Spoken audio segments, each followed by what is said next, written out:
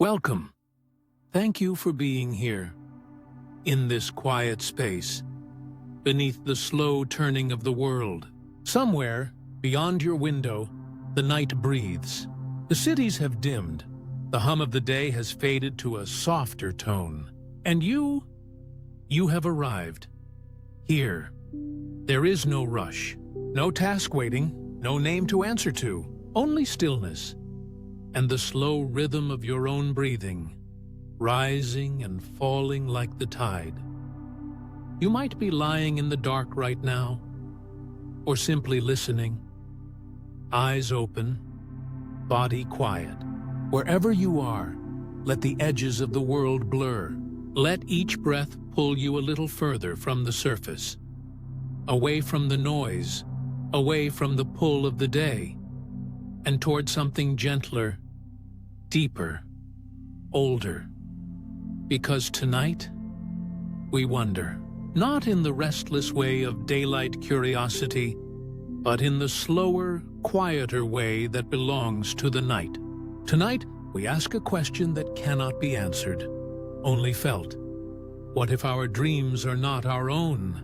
What if, when your eyes close and the body surrenders to rest, the mind drifts not into imagination, but into memory?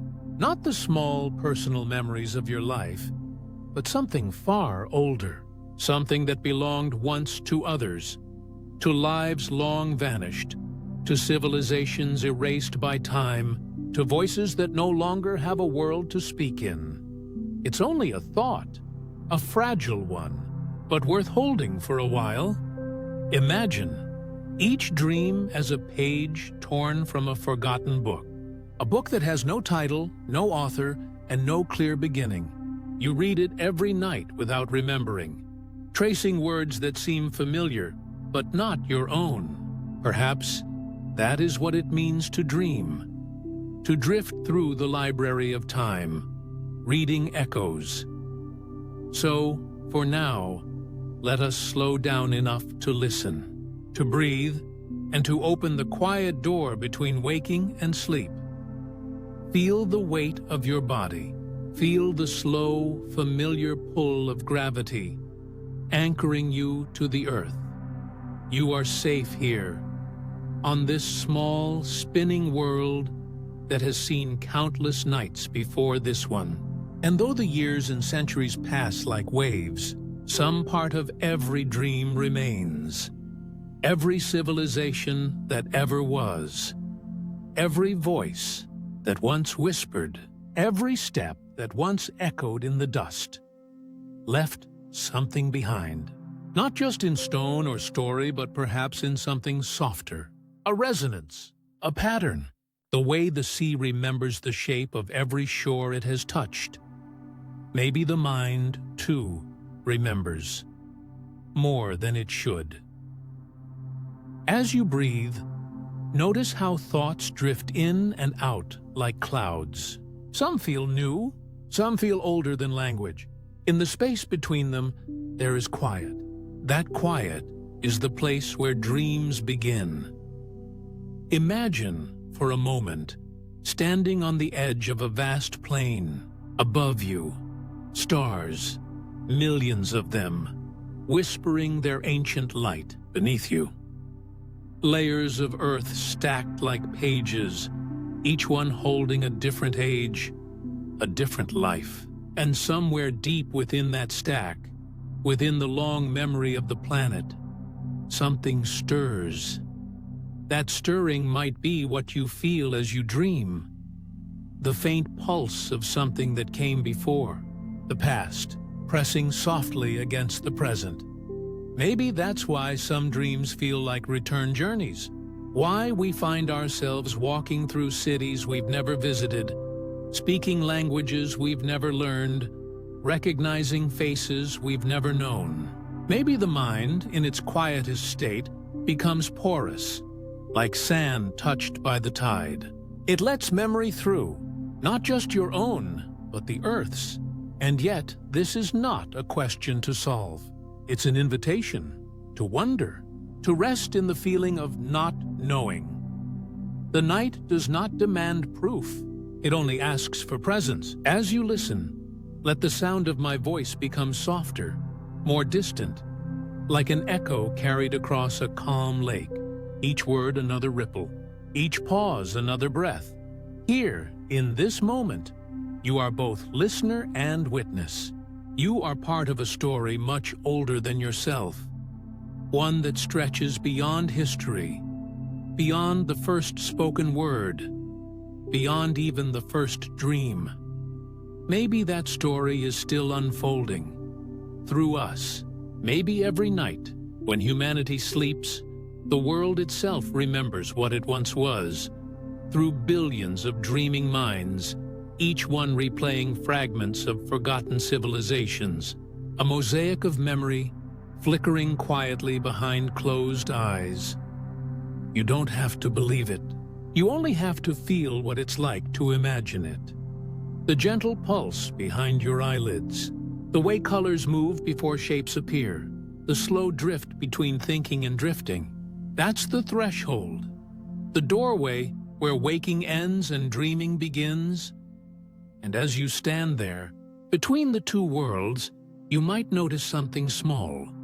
A sound, a sensation, a whisper that feels familiar.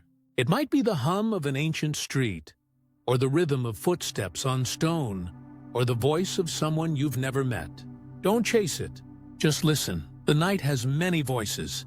Some belong to you, some do not. But all of them are part of the same song. The one the earth has been singing since the poem. First spark of thought appeared in the dark. This is the space we'll stay in tonight.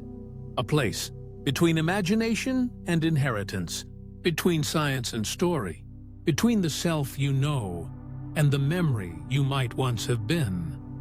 So breathe again. Let the air move gently in and softly out. Let your shoulders release. Let the thoughts settle like dust after rain.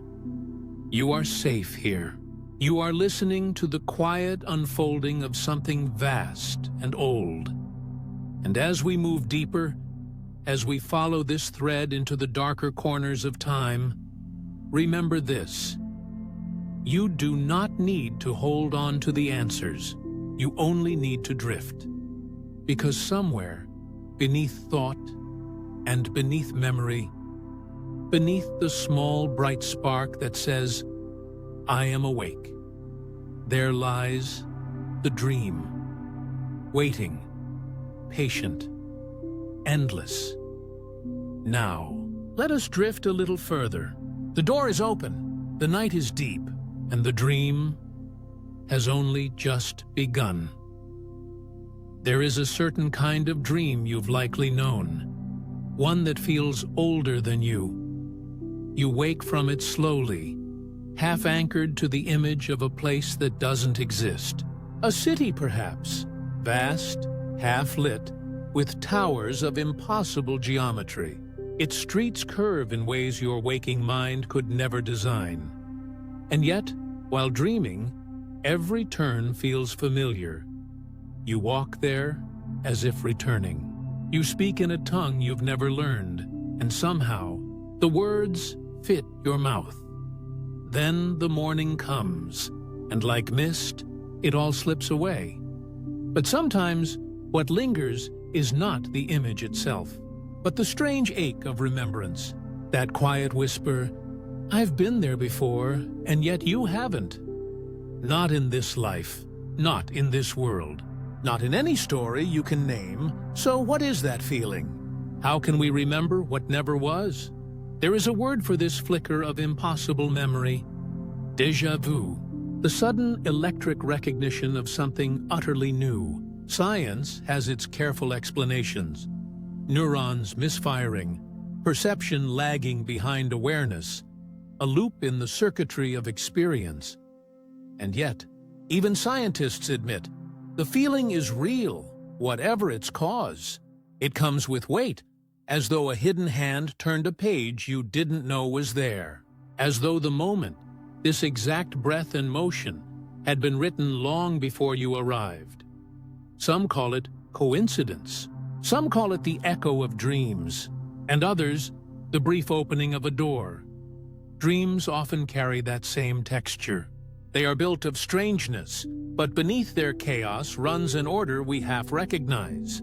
Again and again, across cultures and centuries, humans describe the same shapes, the same places. Endless stairways, flooded temples, skies split by twin suns, cities of glass or sand or golden stone. How can so many of us dream the same cities, walk the same bridges, hear the same voices? Carl Jung called these archetypes, symbols buried deep in the collective psyche, patterns older than language, woven into the architecture of thought itself. But what if there's more to it than metaphor? What if these are not inventions of the mind, but memories of something long forgotten? The subconscious reaching backward through time, searching for signals still echoing in the dark. Imagine the mind as a radio, and the dream as its late-night frequency. Most of the time, the dial is tuned to the familiar. Your own life, your own moments, replayed and rearranged. But sometimes, when the static hums just right, you might catch something older. A stray signal still drifting through the great ocean of thought. Maybe what you dream is not random at all. Maybe it's the faint broadcast of civilizations long gone, still whispering across the deep fields of memory. After all, every thought, ever thought, still exists somewhere. Every pattern of energy leaves a trace. And if the universe keeps perfect accounts, if time is not a river but a lake, then maybe nothing truly disappears. Maybe dreams are simply how we tune in. There's a certain feeling that comes with these dreams, the sense of standing at the edge of recognition. You see the skyline of a city that doesn't exist, but you know where the river runs, which door leads to the square, where the sun will set behind the towers. It's as though your body knows before your mind does. And when you wake, the ache remains, the sense of something remembered but unreachable. Scientists call it source confusion, when memory borrows the scaffolding of imagination. Philosophers call it the ghost of the Platonic world, the echo of ideals we once glimpsed before birth. Mystics call it ancestral memory, the mind's long thread through generations. But maybe all of them are brushing the same truth from different sides of the same dream. Because memory doesn't need to be personal to be real. It can belong to the species, the planet, the cosmos itself. Picture a coral reef, alive with color. Every creature there is new, but the reef itself is ancient, rebuilt countless times atop the bones of those that came before. Your mind is like that reef. Each thought, each dream, built upon invisible foundations of everything that once was. The shape of your imagination, its colors, its fears, its patterns, may be inherited from minds that no longer exist. A forgotten civilization may still hum beneath your sleep, not as language or image, but as resonance. And sometimes, in dreams, that resonance rises. So when you dream of cities under alien skies, when you speak in languages that dissolve with waking, when you recognize landscapes that could never have been, perhaps it is not fantasy at all. Perhaps it is memory, surfacing in a form your present mind can almost understand. Like waves tracing patterns in sand long after the tide has left, the remnants of ancient thought may still press against your own. The dream becomes translation. Your brain interpreting a transmission it was never meant to decode. It fills the gaps with symbols, faces, metaphors. But somewhere beneath it all, something true hums faintly, waiting to be remembered. If you've ever woken with that trembling awareness, the feeling of having returned from somewhere, not merely imagined it, you've brushed against this mystery. You may try to tell the story, to draw the streets, to recall the names, But the harder you try, the faster it slips away. That is the nature of borrowed memory. It was never truly yours to keep.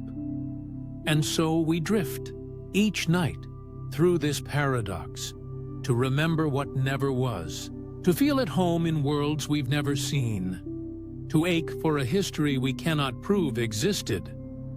But perhaps that ache is the point. Perhaps the dream's purpose is not to show us what was, but to remind us that something was, that we are not the beginning of the story, only its latest dreamers. The universe dreams through us, as it once dreamed through others. And those others, those lost civilizations of mind and stone, may still be dreaming through us now. If you're drifting, that's all right. Let that thought float somewhere near the edge of sleep. Because next, we'll travel deeper, past déjà vu, past imagination, into the possibility that these dreams are not echoes, but transmissions, signals still traveling through the dark, waiting patiently for someone, perhaps you, to remember. There is a quiet architecture within you, a hidden city that awakens when the outer world fades. As your eyes close and the body releases its weight, another landscape begins to rise, built not from stone or light, but from pulses, patterns, and tides of the mind. This is the architecture of sleep, a place older than language and deeper than thought. It is where your brain becomes a world maker. Inside this architecture, waves begin to move, slow and gentle at first, like the ebb of a distant sea. These are the delta waves, carrying you away from waking shores. They wash through the neural coastlines, clearing the noise of daylight, dissolving the edges of urgency. Then, as you drift further, new rhythms emerge. Theta waves, soft and rhythmic, carrying faint images, the first hints of a dream's foundation. The mind begins to build quietly, scaffolds of memory, bridges of emotion, towers of half-forgotten sounds. In this phase, you are both architect and visitor. Neurons fire in elegant synchrony, weaving together fragments of your day. A voice you heard, the shape of a cloud, the warmth of a forgotten moment. It is a reconstruction of the world, but softened, rewritten in the language of the subconscious. Sleep is not a silence. It is a conversation between all that you were and all that you might become. Then, deep within the architecture, dawn arrives, though the sun remains unseen. This is REM sleep, the bright hour of inner light. Beneath your closed eyes, the mind bursts into color. Brain waves quicken, almost mirroring waking thought, yet freed from its boundaries. In this state, the dream unfolds like a sunrise beneath the skull, a tide of movement, emotion, and remembrance. Here the self is rewritten. Here time bends. Science calls it consolidation, a word that sounds clinical, but it is more like a gardener's touch. Pruning, planting, preserving. During sleep, memories are replayed, stitched into lasting forms, or gently released into the ocean of forgetting. Your brain decides what to keep and what to let go, as if curating the museum of your life. It edits, arranges, and stores. It rewinds the day not as fact, but as feeling.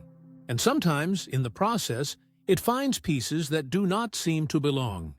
Because within this reconstruction, something stranger occurs. Dreams remix not only what is recent, but what is buried. They borrow colors from forgotten years, faces from lost hours, patterns from something older than your own story. The mind, unbound, begins to wander into territories that seem familiar, yet unplaceable. Perhaps this is why dreams often feel ancient, not just strange, but known, as though they were rehearsed long before you were born. In that deep, luminous state, it's easy to imagine that memory itself stretches beyond one lifetime. That perhaps, as neurons replay your experiences, they occasionally tune to older frequencies, signals carried faintly through the fabric of being. It may not be memory in the way we understand it, but something subtler, resonance. The same way the ocean remembers every moon that's ever pulled it. Maybe the brain remembers more than the life it's lived. You can think of it like this. Every human mind is a room within an ancient structure, and during sleep, the walls thin. A whisper from a distant corridor drifts through. A song in a language you've never learned hums softly behind the noise of thought. You wake with an image, a temple, a sky, a city on a shore, and you wonder why it felt like home. The architecture of sleep, in this way, becomes a bridge between eras of awareness. It is the one place where the present listens to the past without even knowing it. Dream researchers sometimes describe this process with data and graphs, electrical pulses recorded through the night. But imagine instead that each pulse is a knock on an ancient door, each flicker of REM a beam of light crossing time. It may all be the ordinary work of biology, and yet even biology has poetry. Within those circuits of chemistry and current, an old memory could hum. The body might be a machine for survival, but the mind is a library of echoes. As you drift deeper, that library opens without walls. Neurons shimmer with the energy of what they've learned, but also with the potential of what they've forgotten.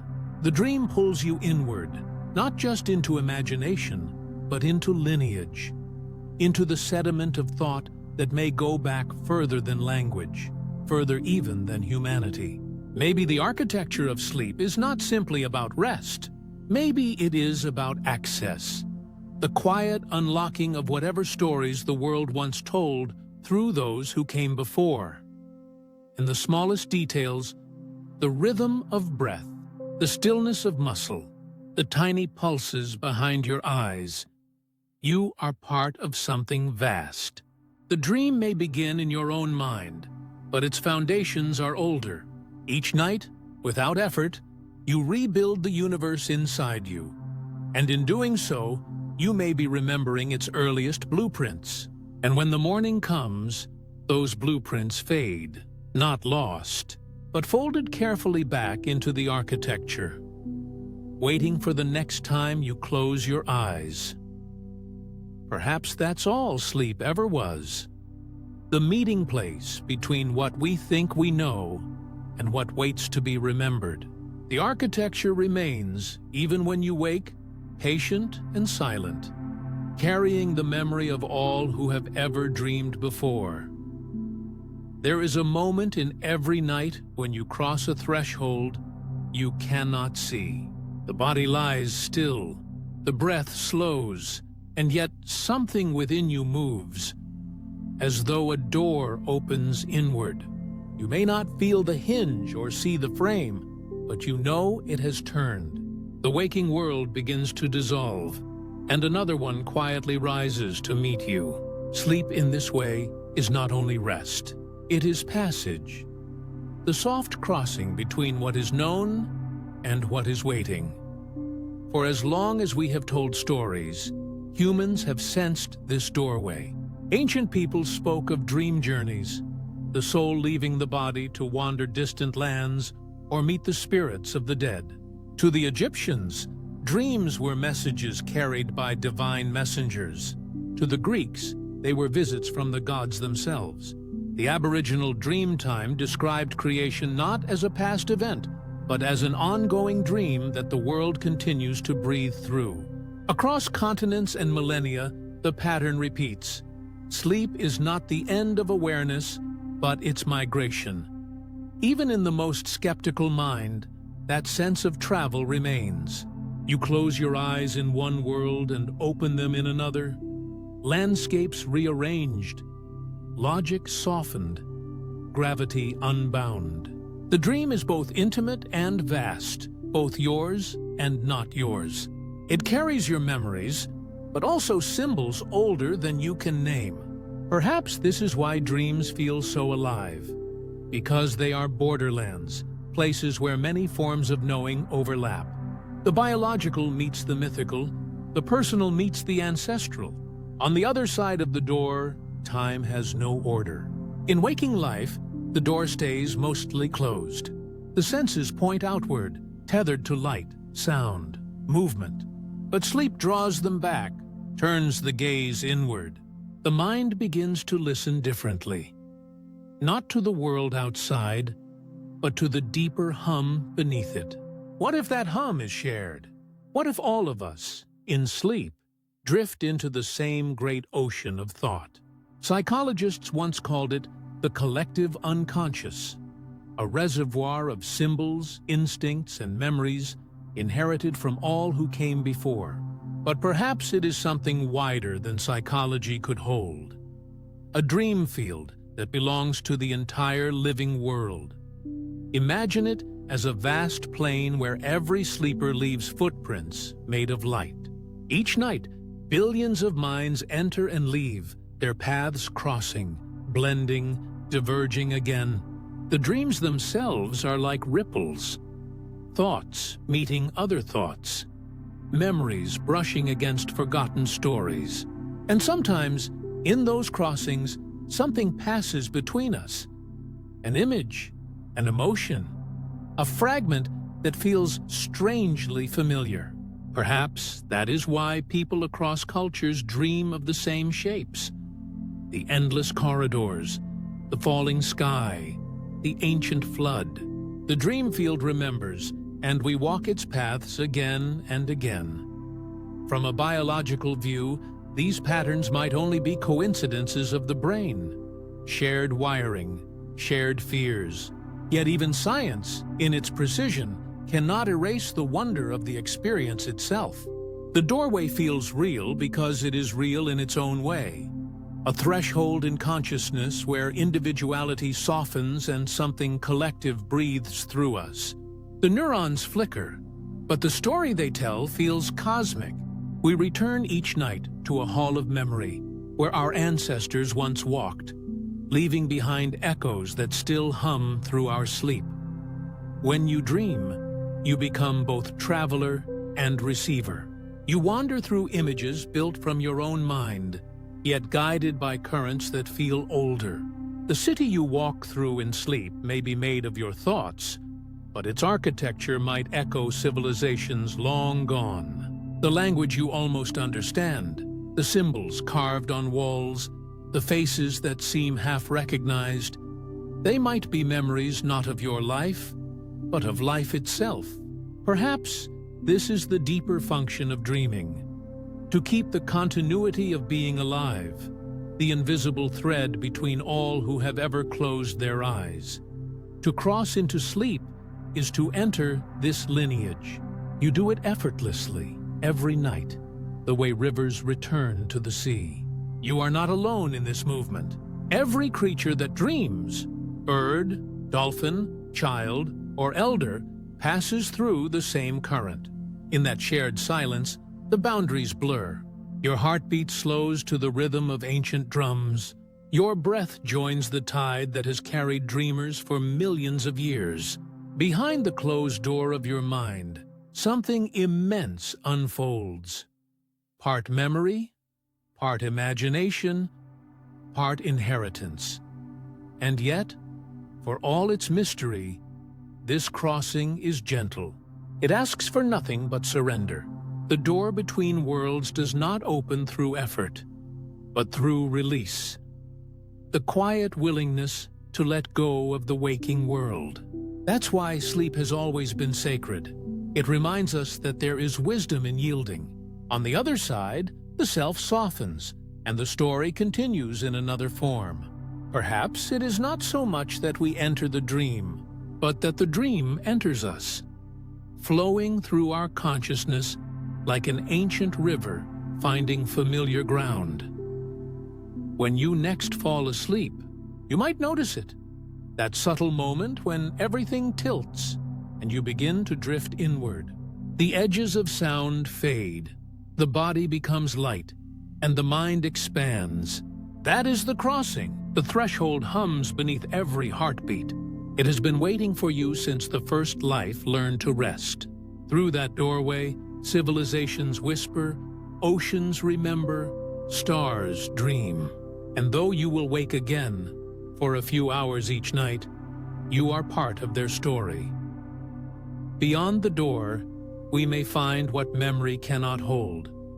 A world that belongs to everyone, yet feels uniquely our own. The shared dream field, the meeting place of all minds. Perhaps, on some level, every dream you've ever had is a message sent through that timeless space, a flicker from the past reaching the present in the language of symbol and light. If that is true, then sleep is not escape. It is return, a homecoming to the unseen. For now, the door remains open. You are crossing it even as you listen, your awareness floating between worlds. Soon, we'll step further through it, into the realm where memory and myth intertwine, and where, perhaps, something ancient still waits to be remembered. Beneath every dream, there is a whisper. It moves softly, below language, below thought, a murmur that seems to come from somewhere deep within, and yet also far beyond. It is the quietest part of sleep, the hum that continues, even when the images fade. You may not notice it as you wake, but it is always there. The faint sound of something ancient remembering itself through you. Across centuries and continents, humanity has dreamed the same dreams.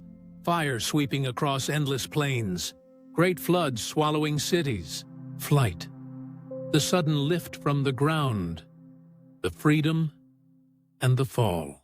These patterns do not belong to any single person or culture. They return again and again, like echoes through the cave of time. Perhaps they are more than symbols.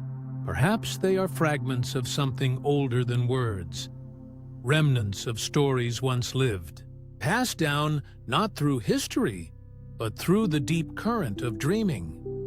Consider how every civilization, separated by oceans and ages, tells of a great deluge. The Sumerians spoke of it. The Hebrews and the Greeks too. The Mayans, the people of the Pacific Islands. Always water, always cleansing, always renewal. Could this shared motif be only coincidence? Or does the flood linger in our collective sleep as a memory too vast to be written down? A memory that visits us in metaphor when it can no longer speak, in fact. The dream repeats, perhaps because it remembers what the waking world has forgotten. Then there is fire, consuming, transforming, eternal. In dreams it arrives as both destruction and rebirth. Flames rising from old temples, mountains glowing red, light spreading through the dark. Fire is one of humanity's oldest companions, both feared and worshipped. To dream of it might be to recall the first encounter with its power, the warmth that kept us alive, the spark that changed what it meant to be human. Maybe every fire we see in dreams is that same first fire, burning still in the memory of our kind. And flight. How long have we carried that longing? Before wings of metal and glass, we flew in myth. Angels, dragons, chariots of flame. Even now, in sleep, we lift effortlessly into the sky.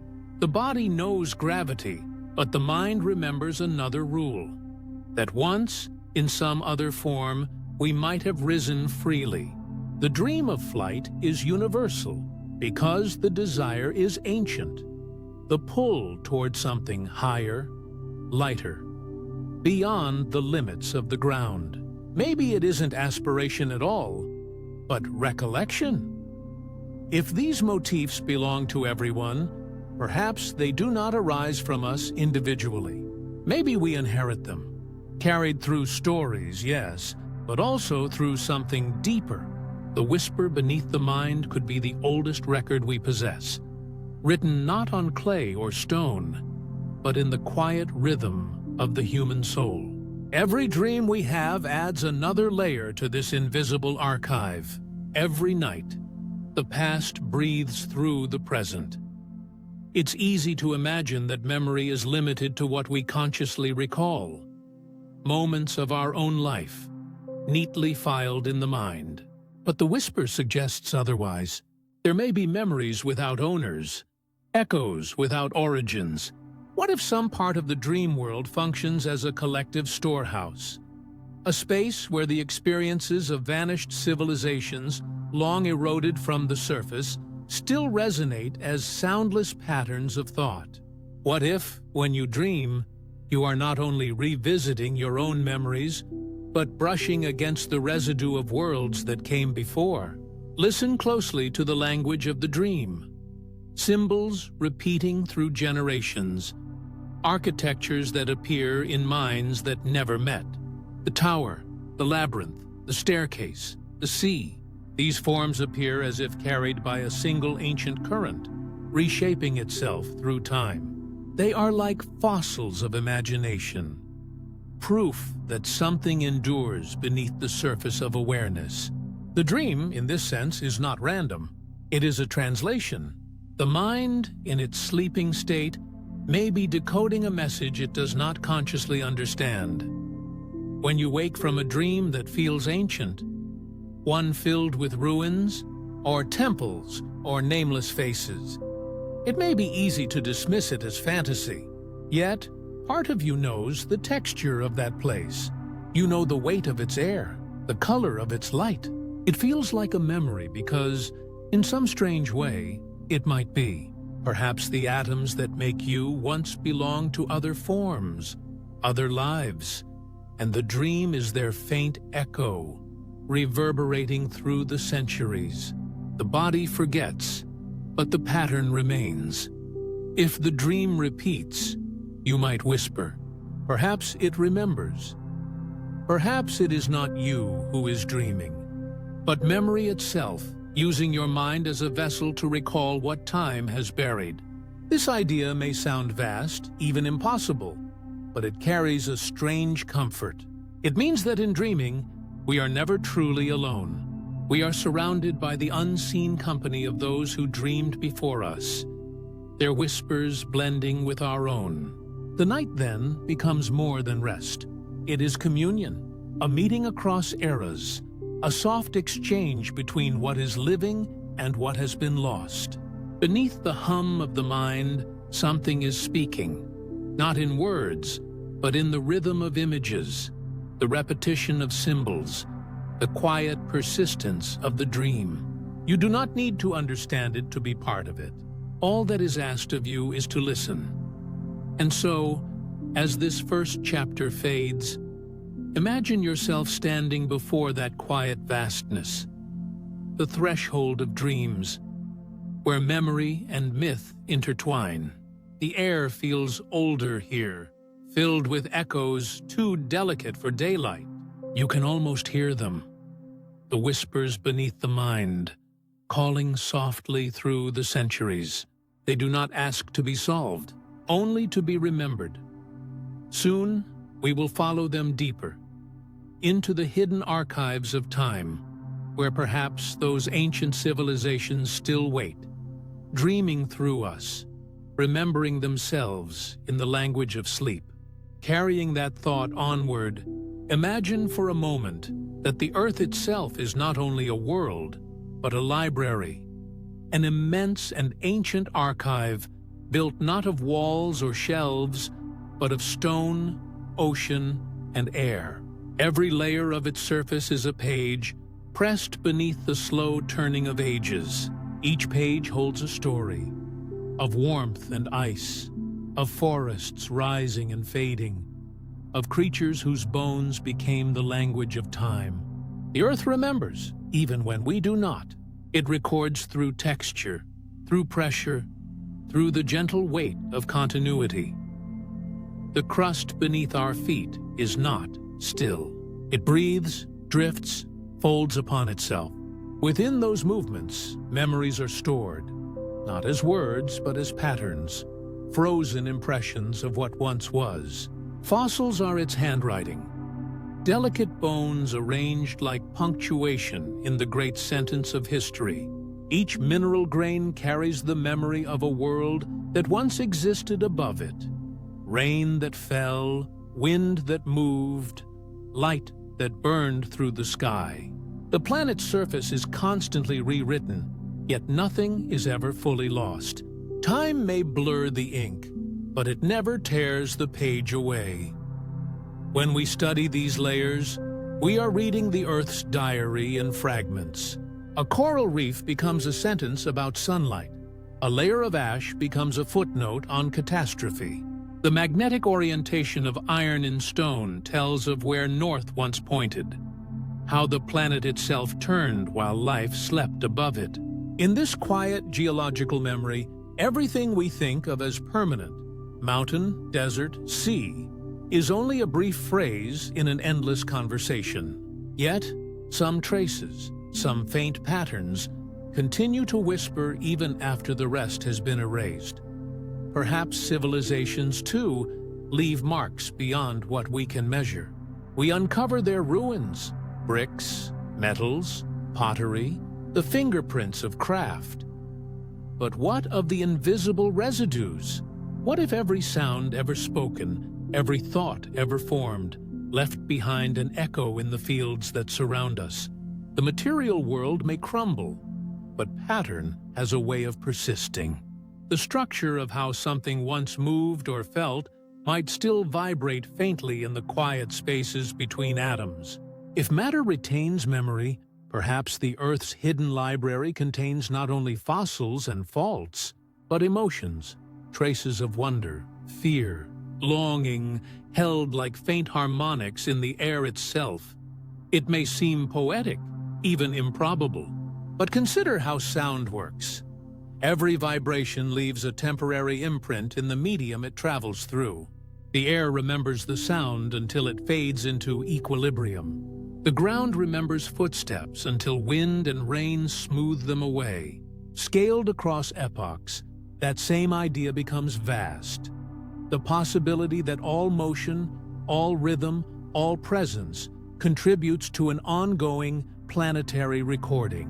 What if the hum of consciousness across millions of years has left behind a kind of resonance field, one that still murmurs beneath our awareness, shaping the dreams we inherit? Science tells us that memory in living beings depends on patterns of connection, synapses strengthening or weakening based on repetition. But patterns do not belong solely to brains. They exist wherever energy and matter interact. A river remembers its course even after the flood. Crystals remember their structure even after being shattered and regrown. Perhaps, on some deeper scale, the planet's systems, its magnetic fields, its crustal shifts, its atmospheric rhythms, act as vast analogues of memory, echoing forms and cycles across time. When we dream of ancient seas or forgotten cities, perhaps we are responding to that larger memory, one carried not in neurons, but in the living memory of the Earth itself. There is an old idea, whispered through myth and philosophy, that the world itself is sentient, not as a thinking being, but as a vast awareness distributed through its parts. The Greeks spoke of Gaia. Other cultures called it the Mother, the Great Spirit, the breath of the world.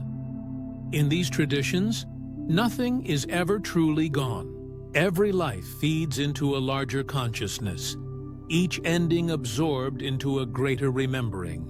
Modern science might frame it differently, in terms of ecology and feedback loops, yet the intuition feels similar. The world knows itself through what has lived upon it. Perhaps that is why certain places feel thick with presence. A valley, a forest, a ruin half buried in sand. They hold a kind of density, as though time pools there, reluctant to move on. Maybe these are the deeper stacks of Earth's hidden library, where the oldest pages are stored, heavy with the imprint of what once was. When we sleep, when the boundary between self and world softens, maybe we wander there, brushing against those deep imprints, mistaking their weight for the substance of a dream. Archaeologists read the visible record, the stones and shards that remain. But the immaterial record might be older, broader, subtler. It would exist not in artifacts, but in patterns that reappear. The same shapes, myths, and longings echoing through cultures that never touched. The spiral, the serpent, the flood, the dream of the sky. These are not coincidences. They are recurring notes in a symphony far older than language. If the planet has a memory, then humanity is simply one of its instruments, playing, listening, remembering through the fragile medium of mind. Time erases, yes, but erasure is never perfect. Just as faded ink leaves a shadow on parchment, the past leaves a pressure on the present. The Earth has rewritten itself countless times, yet traces of the first writing remain, compressed deep within its crust, folded into mountain roots, dissolved in ocean currents. We are surrounded by these hidden pages, though most of us never notice. Every gust of wind carries the dust of ages. Every drop of water has cycled through creatures, clouds, and stones that no longer exist. The world is a palimpsest, and we live upon the latest inscription. If so much of the planet's story is stored beyond sight, then perhaps the dream is another form of reading, a way the human mind decodes those ancient inscriptions. The dream may not invent as much as it remembers. The mind, drifting in sleep, may tune to the deep frequencies of the world, catching fragments from that endless archive. A city that never existed, a voice that speaks a language no one knows, a face both familiar and strange. These could be the echoes of Earth's memory, rising through the cracks of our consciousness, carried upward like heat through stone. And when we wake, those fragments fade. We call them imagination, but perhaps they are the most fragile form of archaeology. Momentary revelations from the buried library beneath our feet.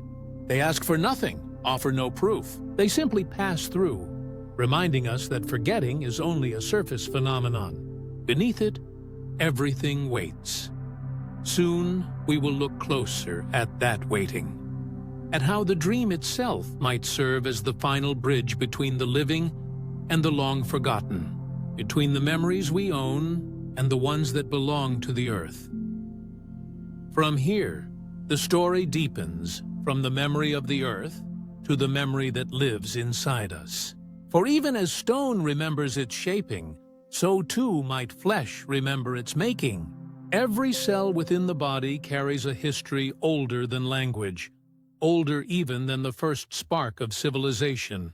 Inside that microscopic architecture, the story of survival is written not as words, but as chemistry, as rhythm, as quiet repetition. The body, too, is a library, and like the Earth, it never truly forgets.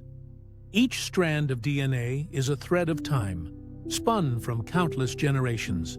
Within it lie the instructions for building us, yes, but also the faint echoes of every ancestor who once walked, breathed, dreamed.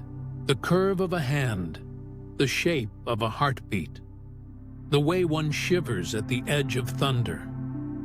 All of these are inherited lines, carried forward through the silent conversation between life and memory. What we call instinct may be nothing more than remembrance, refined by evolution and passed down as knowing without words. A bird does not need to learn how to build its nest. A newborn calf does not need to be taught to stand. These are memories not stored in the mind, but in the body's deep code. Science has begun to glimpse this inheritance. Experiments with animals suggest that certain fears, once learned, can echo through generations. A mouse trained to fear the scent of a flower may pass that sensitivity to its offspring, who shudder at the same scent without ever having known the shock that created the fear. This is not superstition, but epigenetics, a quiet rewriting of gene expression caused by experience. The past, in this view, does not simply vanish. It becomes molecular, woven into the ways a body reads its own instructions. Trauma can be written into the margins of DNA, and tenderness too. The residue of every hunger, every comfort, every adaptation. Now imagine that idea not limited to one lifetime or even one species. What if the echoes of entire epochs have been carried forward in similar ways? Civilizations rise and fall, but the living fabric of humanity continues.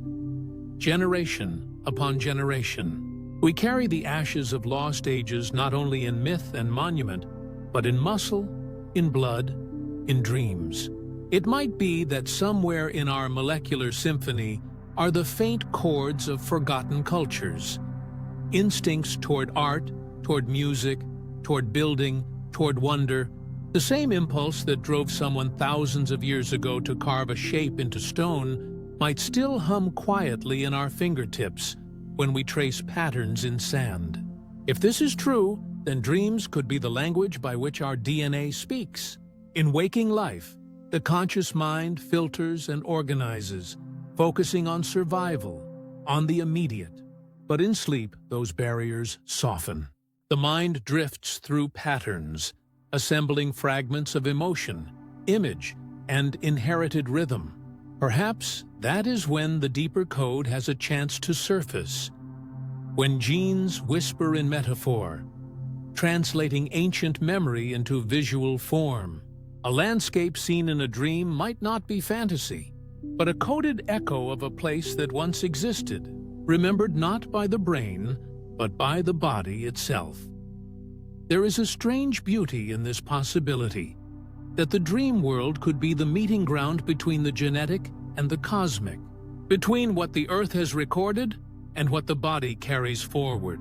A recurring dream of flood or fire may be more than symbolism. It might be a genetic rehearsal of catastrophe, the body recalling how to survive disasters long vanished from history, and the images of flying, of falling, of searching through vast unfamiliar cities.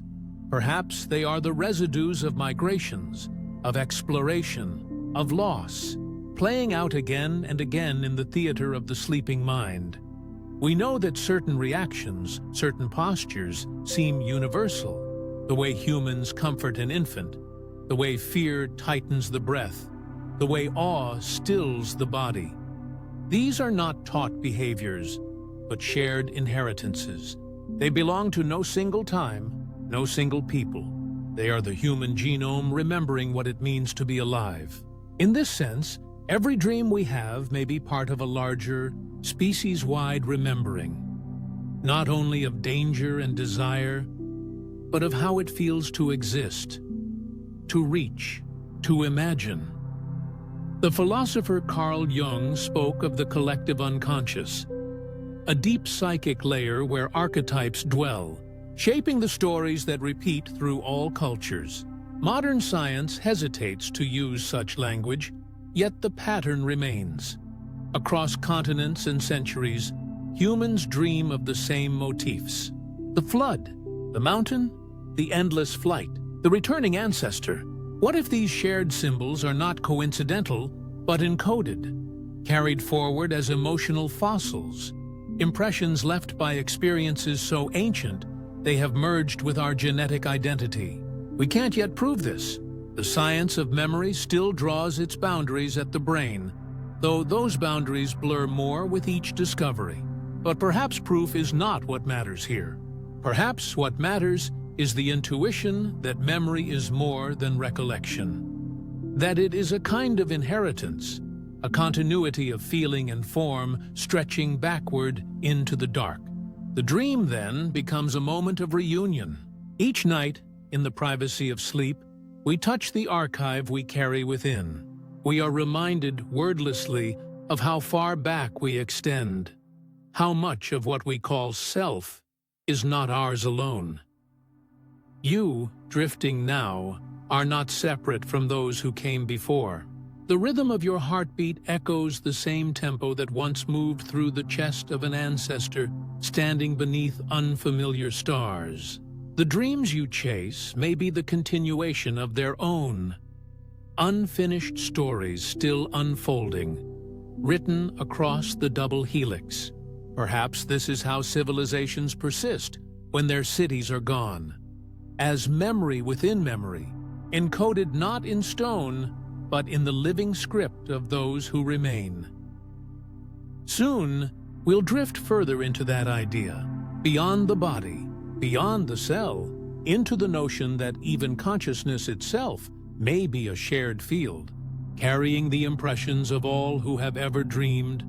Carrying that thought onward, we begin to sense how the memories woven into us may reach further back than any known lineage, into eras not written down, not even whispered through surviving myth. The official story of civilization begins only a few thousand years ago, with the first scripts carved into clay, the first stone temples aligned to the sun. But beneath those dates lies a silence, a span of human and pre-human time so vast that it dwarfs all memory. And within that silence, some believe, there may have been other awakenings, civilizations erased so completely that only the faintest vibrations remain, resonating through dream.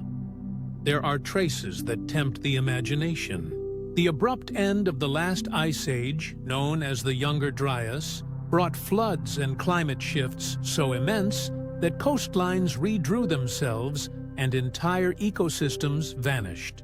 What if, before that cataclysm, there were settlements, cities swallowed by meltwater, cultures whose monuments now rest miles beneath the sea? When we look upon the drowned terraces off the coasts of India or Japan, or the enigmatic stonework at Göbekli Tepe, built long before writing, it's difficult not to wonder whether these were the flickers of a forgotten sophistication. And then there are the myths, scattered across continents, yet echoing the same refrain. A golden age lost to water, to fire, to the wrath of the sky. The story of Atlantis told by Plato, the Sumerian flood of Utnapishtim, the deluge of Deucalion and Pyrrha, the waters that rose in the Mayan Popol Vuh. It is as if every culture inherited the same uneasy dream, a memory of something vast and radiant that fell into ruin. Perhaps the recurrence of that story isn't coincidence, but recollection, a narrative too deep to erase, retold each night when our minds reopen the oldest books. If such civilizations did exist, we would expect to find their remnants in the language of myth and art, in symbols that persist without clear origin. Consider the spirals carved into Neolithic stone, the labyrinths, the mirrored dualities of serpent and sun. They appear in every early culture, as if the same hands once guided the first artists of the world, or as if humanity itself was haunted by the same ancestral imagery. The origins of these forms are obscure, but their persistence suggests that they belong to something more enduring than fashion, to memory itself. Perhaps it might be that when we dream of great stairways, of cities that stretch toward horizons, of voices speaking in forgotten tongues, we are not inventing fantasy. We may be revisiting the emotional residue of worlds that came before ours. The dream has no calendar. Its time is fluid, looping. In that state, an image from 10,000 years ago may feel as immediate as tomorrow's sunrise. A ruined temple seen in sleep might not be symbolic at all. It might be a psychic echo, the brain tuning briefly to a frequency left behind by minds that once knew that place as home. Of course, we cannot claim certainty. The evidence we possess is fragmentary, and for every suggestion of deep antiquity, there is a sober explanation rooted in coincidence or erosion. Science demands restraint, and rightly so. We do not know, and perhaps never will. But curiosity does not require belief. It asks only for wonder. It asks that we keep listening for the faint sounds beneath the known world, the frequencies that might yet hold meaning. When we look at the ocean, calm, endless, concealing. It's easy to imagine that the sea itself is the keeper of those lost civilizations. Beneath its surface lie mountain ranges, river valleys, and plains that were once dry land. Archaeologists have mapped only a fraction of the seafloor, and in that unmapped darkness may sleep the remnants of our forgotten kin. The idea that human memory could outlast even such loss is poetic. Yes, but perhaps not impossible. We know that stone erodes, that fire consumes, that empires fade. Yet the dream endures, unbothered by destruction. The dream can rebuild what the sea has taken. Languages, too, may hold traces of the unremembered. Certain words appear in distant families of speech, with meanings that align too closely to ignore. Ancient roots for mother, for light, for home. Perhaps these are linguistic fossils, the echoes of a shared vocabulary once spoken by a people long gone. When we dream in languages we do not know, could it be that some molecular archive in the mind is replaying fragments of that primeval speech, not to be understood, but simply to be remembered? In these reflections, a pattern emerges. The Earth keeps records in rock. Life keeps records in DNA. And the mind, through dream, may keep records in image. Together, they form a kind of triad of remembrance: planet, body, consciousness, each one reflecting the other's memory. The civilizations before history, if they ever existed, might still exist within that triad, dispersed yet persistent. Not as artifacts, but as tendencies, as intuitions, as visions that return to us when the rational world is quiet. You, drifting now, may have walked in one of those vanished places, not as yourself, but as someone carried in your blood, in your neurons, in the shared architecture of being human. The feeling of walking through an ancient street you've never seen, the sense of recognition when you touch weathered stone. These may be the small ways memory leaks through time's barrier. Perhaps that is what the dream world truly is. A field where all times coexist, where the unrecorded chapters of the human story still unfold, unseen but not undone. Every night, when consciousness dissolves, we may return to those lost cities, not to rebuild them, but simply to remember that they once were. The ruins stand somewhere beyond the measurable world, bathed in the light of an endless dawn. And though we may never find them in waking life, their echoes continue, whispered through the corridors of sleep. From here, the story opens into something quieter, yet far more intricate. The language beneath language, the stream of symbols that flows through every dreaming mind. Across time and culture, across faith and geography, the same images appear. The tower that rises toward an unseen sky, the vast and endless sea, the gentle but terrifying sensation of falling, the sudden arrival of light. They come uninvited, drawn from a source older than any one dreamer. No one teaches them, yet everyone knows them. It is as though humanity shares a single river of imagery, an undercurrent carrying fragments of something we all once knew. Carl Jung called this the collective unconscious, a domain of the mind not built by personal experience, but inherited from all who came before. Within it, he suggested, live the archetypes, the primordial forms of thought, recurring through myth, story, and sleep. Whether one stands at the edge of the Amazon or beneath the northern aurora, the same motifs emerge. A mother made of earth, a serpent that sheds the world, a hero searching for a hidden city of light. Even the dreamer who has never read a myth may find themselves living one each night. It is tempting to see these patterns as psychological, reflections of our shared biology, the architecture of the human mind repeating its own design. But perhaps they are something more. Not merely patterns of the psyche, but memories disguised as symbols.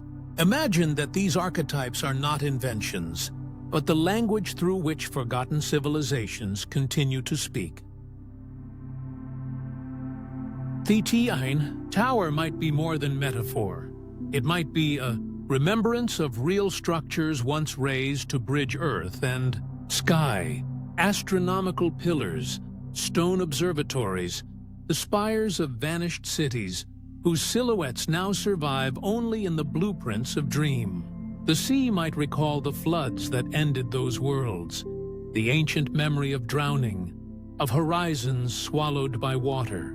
The light that descends might be fire from the heavens, a star's brief visitation. And the falling, that universal moment of surrender, could be the body's way of rehearsing every collapse the species has known, the long lesson of gravity and loss. Even if we treat this symbolically, the connection remains profound. For why would the same shapes, the same dramas, repeat so faithfully in every age? Perhaps because the human story is cyclical, and each generation inherits not only genetic code, but emotional code, the record of survival and ruin, of love and awe and fear. Dreams then become a stage where those codes perform themselves, reminding the living of everything once felt. There is also another way to see it, that the dream world itself is an ecosystem, and these recurring symbols are its native life forms, the flora and fauna of the unconscious, the tower, the sea, the light, the falling. These are not just human ideas, but entities that grow and adapt within the soil of collective imagination. Each night, billions of minds feed that ecosystem, and each morning they carry back a few shimmering fragments, like fish pulled from deep water. Some neuroscientists would say these forms emerge from universal brain structures, patterns wired by evolution. The sea, they might argue, represents the womb, a return to the fluid beginnings of life. The tower, vertical and striving, mirrors the spine, the axis of ascension. Falling signals the release of muscular tension, the body slipping toward surrender. Light symbolizes awakening, the surge of neural activity that accompanies insight or fear. All of this may be true, yet explanation does not diminish wonder. It only changes its shape. For even if biology writes the script, it is remarkable that evolution itself carries a sense of poetry, that life builds brains which dream in myth. Still, one might imagine something deeper behind it all, a long inheritance of meaning, carried across generations not through deliberate teaching, but through resonance. When one person dreams of standing before an ancient ocean, they may be reliving the awe of their ancestors who first saw the sea. When another dreams of falling, they may recall, without knowing, the countless times humanity has fallen, from towers, from empires, from the illusion of control. These experiences compress into the genetic memory of emotion, if not of detail, and reemerge as images that every human can recognize without translation. In that sense, our symbols are fossils, not of bone, but of feeling. Each one marks a place where consciousness once touched something vast, something beyond language, and left an imprint. The archetype is the trace of an encounter that happened long before the individual existed, and dreaming is how we brush those traces clean again, night after night. You too have walked that river. When you dream of a house you've never built, or a city that feels both strange and home, you are stepping into the same current that carried the ancients. You may meet faces there that belong to no one you've known, yet they look at you with recognition. You may see a sky that feels older than the stars. These are not coincidences. They are echoes. the same sound, repeated through countless chambers of mind. Some traditions call this field of imagery the dream time, or the world behind the world, a realm where all stories coexist, past and future mingled like reflections in moving water. Perhaps the archetypes are the stepping stones across that river, allowing the mind to move between worlds without losing itself entirely. When we close our eyes, we don't create this place, we return to it. And so the question lingers. Could these recurring symbols be relics of a shared civilizational experience? The memory not of one culture, but of the entire human continuum? The dream, then, would not belong to any of us alone. It would be the ongoing record of all we have ever been, kept not in libraries or stones, but in the invisible network of minds. If that is so, then to dream is to participate in a kind of continuity, an unbroken conversation between the living and the forgotten. Every night, the river flows through us, carrying fragments of what once was, shaping what might be. Its current does not stop with waking.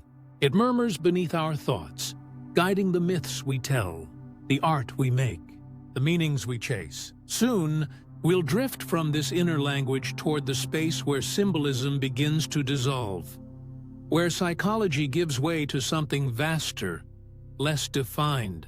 For now, the river runs quietly beneath us, and all we need to do is listen, carrying that thought onward. We begin to wonder, if every dream within us carries a trace of something older, what if that something is not only ancestral, but planetary? What if the Earth itself dreams, and we, for a fleeting while, are its passing thoughts? This idea may seem poetic, but even poetry often hides a truth the intellect can only circle around.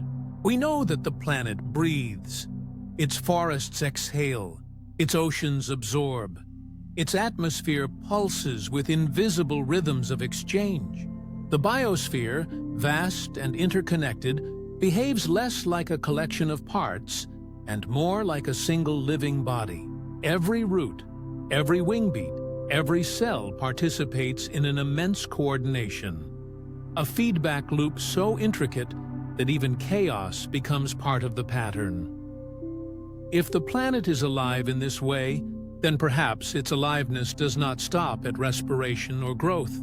Perhaps consciousness, in some diffuse form, is another of its emergent qualities. The quiet hum of awareness spread thinly across soil and sea, manifesting most clearly through the creatures it sustains. If so, we, humans, animals, even the simplest microbes, might be neurons within a planetary mind, flickering briefly in its vast neural web. From that perspective, dreams could be Earth's way of remembering itself. When you dream of mountains shifting or oceans rising, it may not simply be your imagination, but the echo of processes older than life itself. Tectonic movements, volcanic births, the endless tides of transformation. The dream might be the Earth recalling its own deep past through the only vessels capable of such remembering: us. There is an old belief, whispered in myth and shamanic tradition, that the land dreams through the beings that walk upon it. Every creature, they say, carries a fragment of the planet's imagination. The eagle, its hunger for sky; the whale, its longing for depth; the tree, its memory of stillness. Humanity, then, may be the dream through which the Earth explores self-awareness. A flicker of thought rising in the planetary sleep. Modern ecology hints at this too, though in the language of systems rather than spirit. The Gaia hypothesis, proposed by James Lovelock and Lynn Margulis, suggested that life and the planet form a single self-regulating organism. It breathes through photosynthesis, cools itself through clouds, heals through cycles of renewal. To sustain balance, it must sense itself, must in some way know when to adjust. That knowing might not be thought as we experience it, but it is awareness in another key, a slower, vaster kind of mind. If we imagine dreams as ripples within that awareness, then perhaps the visions we see each night are not random storms within the skull, but local weather patterns in a much greater atmosphere of thought. We might dream of fire because the planet remembers its volcanic youth. We might dream of flight because it recalls the first creatures that learned to leap against gravity. We might dream of cities not only as symbols of progress, but as the earth dreaming of its own skin reshaped, the mineral rising into pattern, stone reassembling into consciousness. And when we wake, we interpret these things as personal, as private imagery. But the truth might be that none of our dreams truly belong to us. They pass through us, using our senses and memories as instruments, but their source lies deeper, in the memory of a world that has been forming and reforming itself for billions of years. Sometimes this idea brings comfort. If the earth dreams through us, then we are never truly separate from it. Our sadness, our joy, our awe, all are expressions of a planetary pulse that began long before humanity and will continue long after. In that way, every tear is part of the rain cycle, every breath part of the wind, every thought a spark of tectonic motion translated into consciousness. But there is also humility in this. If we are neurons of a dreaming earth, then we are not its masters, but its fleeting messengers.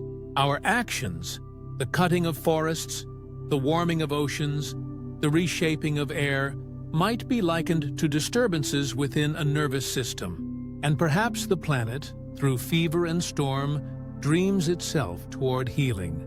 What we call disaster could be correction. What we fear as chaos could be recalibration. In moments of stillness, when the wind moves across the surface of the world and the trees sway as though breathing together, one can almost feel this intelligence, slow, vast, and patient. It does not speak in words, but in patterns. The migrations of birds, the rhythm of seasons, the way coral reefs mirror neural networks. To the human mind, these are separate phenomena. To the earth, they may be the language of thought. Even the geological record reads like a kind of diary, strata upon strata, each one a page written in mineral ink. The mountains are the planet's long memories pressed upward from time's sediment.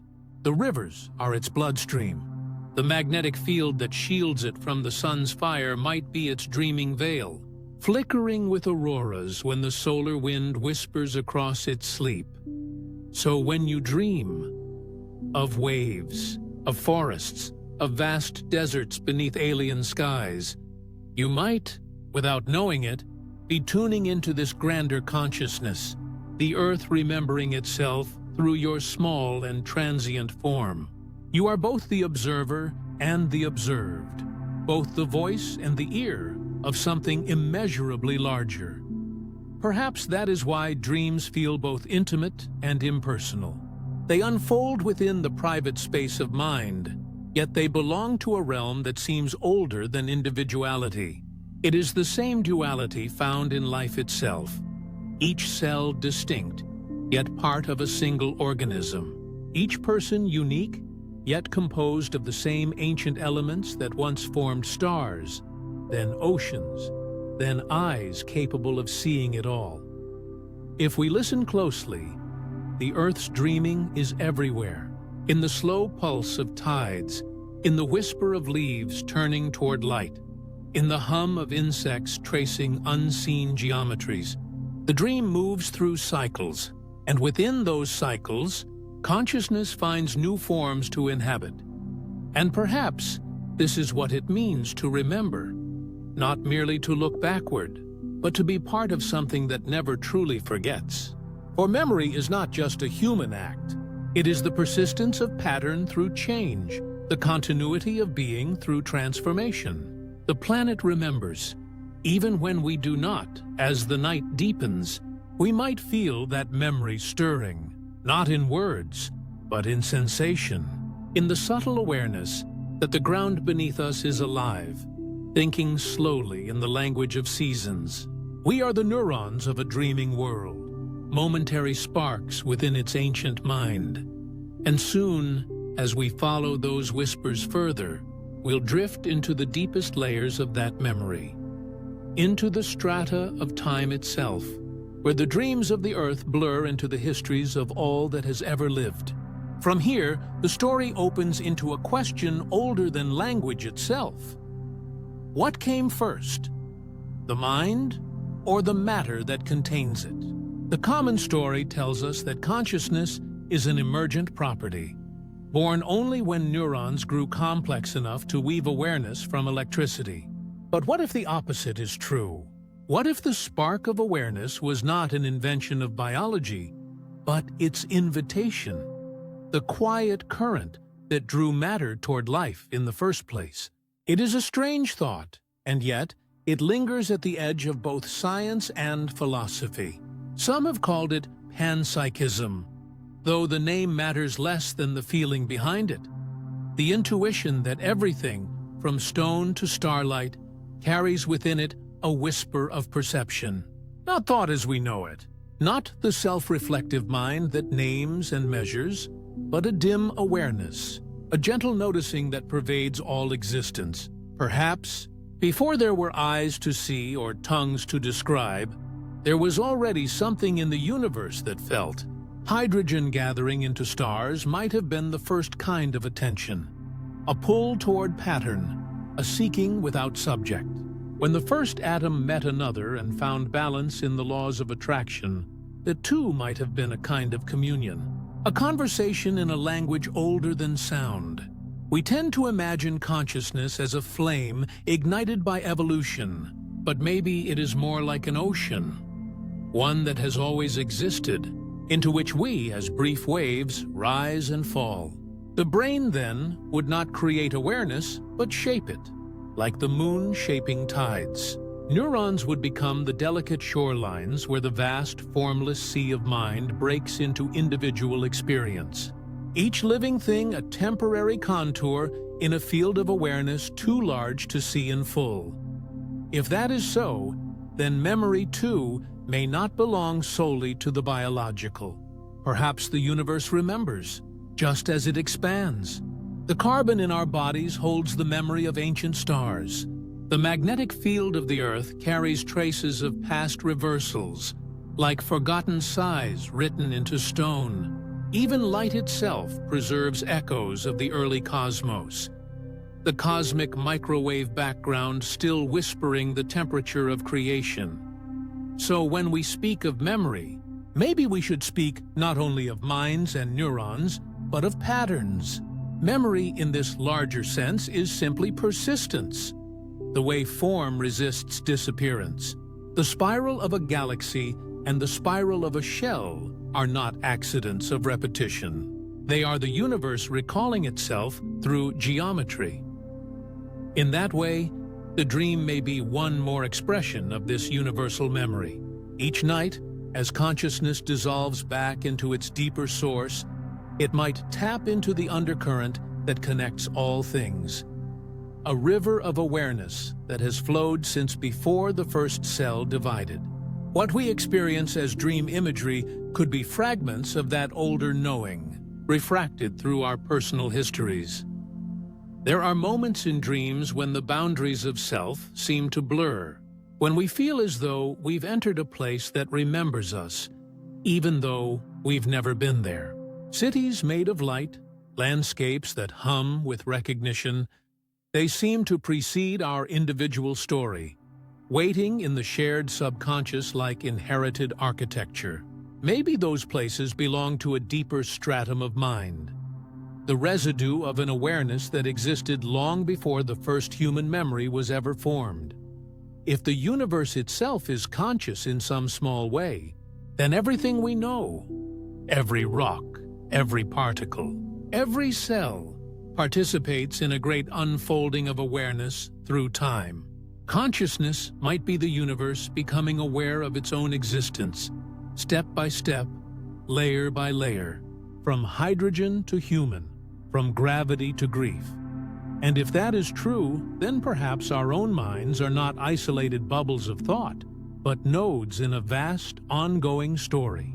Each dream, each fleeting idea, each heartbeat could be an echo of something much older. A ripple from that primordial awareness still vibrating through existence. Imagine, for a moment, that before there was life, there was already a kind of attention resting within matter itself. A quiet tension, like a note waiting to be struck. As complexity arose, that note began to resonate in new harmonies. The first nervous systems tuned the vibration, the first minds amplified it. And what we call self might simply be one of those harmonies, a pattern of awareness temporarily stable enough to reflect upon its own existence. If consciousness was always present, even in the smallest things, then perhaps evolution is not a ladder but a song. Each form of life a verse, each extinction a pause, each rebirth a variation on the same ancient melody. The atoms that form us today once drifted through other worlds, carried other meanings, perhaps even other memories. They may remember more than we can ever know. This thought is not meant to answer, but to soften the edges of the question. For even now, we cannot say where consciousness truly begins or where it ends. Science peers inward to the neuron, outward to the cosmos, and still the mystery hums, unmeasured. Awareness resists confinement. It slips between observation and the observed, refusing to be caught. Perhaps that is because consciousness is not an object at all, but a relationship, the shimmering space between things, the atom and its orbit, the light and what it touches, the thought and the silence surrounding it. Each depends upon the other, and together they form the pulse of being. In the long view, then, consciousness may not have emerged from the universe. It may be the universe. Every flicker of awareness, no matter how small, is a continuation of that first glimmer that arose when nothing had yet learned to know itself. And if that awareness carries even the faintest trace of memory, then we are participants in a remembering far beyond the scope of our lifetimes. The dream might be the way this ancient mind revisits itself, glimpsing what it once was through the mirror of our fragile human experience. So when you dream of falling, of flying, of vast unknown places, perhaps what you touch is older than life, older than light. Perhaps the dream is not your mind reaching outward, but the cosmos looking inward, seeing itself again through you. Soon, we'll drift deeper into that possibility, into the idea that ancient consciousness might leave residues that still shimmer beneath our awareness, waiting for us in the quiet hours when the mind forgets to draw boundaries and simply remembers how to be. Carrying that thought onward, imagine consciousness not as a spark within a body, but as an ocean without shore, vast, soundless, eternal. Each mind, each flicker of awareness, rises from it like a wave. For a time it has form. It moves with purpose, reflects light, feels the pull of tides. Then, without resistance, it returns to the source that shaped it, dissolving back into the endless expanse from which it came. If that is true, then life itself could be seen as the ocean dreaming of movement. Every being, every thought, every dream, a temporary crest in the great field of awareness. The boundaries that seem to separate you from the world, or one consciousness from another, might be nothing more than the surface tension of the wave. Fragile, shimmering, and destined to fade. When we fall asleep, the boundary softens, the wave relaxes, the edges blur. Awareness begins to drift back toward the deeper water. In waking life, the mind is focused, contracted into selfhood, into name and memory and purpose. But in dreaming, that focus loosens. The self diffuses into a field of impressions, faces that are not ours, languages never learned, landscapes that shift and fold like reflections on rippling water. Perhaps this is what it means to dream, not to create new worlds, but to remember the ocean, to return, briefly, to the place where all awareness mingles. There, memories might not belong to individuals, but to the current itself. Thoughts move through us the way waves move through water, borrowed, shared, and never fully possessed. Maybe this explains the strange familiarity we sometimes feel in dreams, the sense of having been somewhere before, or the comfort of a face we've never seen in waking life. The dream could be a momentary crossing of minds, the mingling of patterns long dispersed. When the wave sinks back into the sea, it cannot help but carry traces of other waves, the memory of their movement, the echo of their rhythm. Perhaps what we call imagination is the ocean remembering itself through us. This image of consciousness as ocean is not new. Ancient philosophies spoke of it in different tongues. In the East, they called it Brahman, the unbounded reality beneath all form. In Greece, it was the anima mundi, the world soul that breathes through all things. Even modern physics hints at something similar. Fields that extend through all space, particles entangled across impossible distances, information woven into the very fabric of existence. If awareness, too, behaves like a field, diffused yet continuous, then the individual mind might simply be a localized ripple, an expression of that wider field's activity.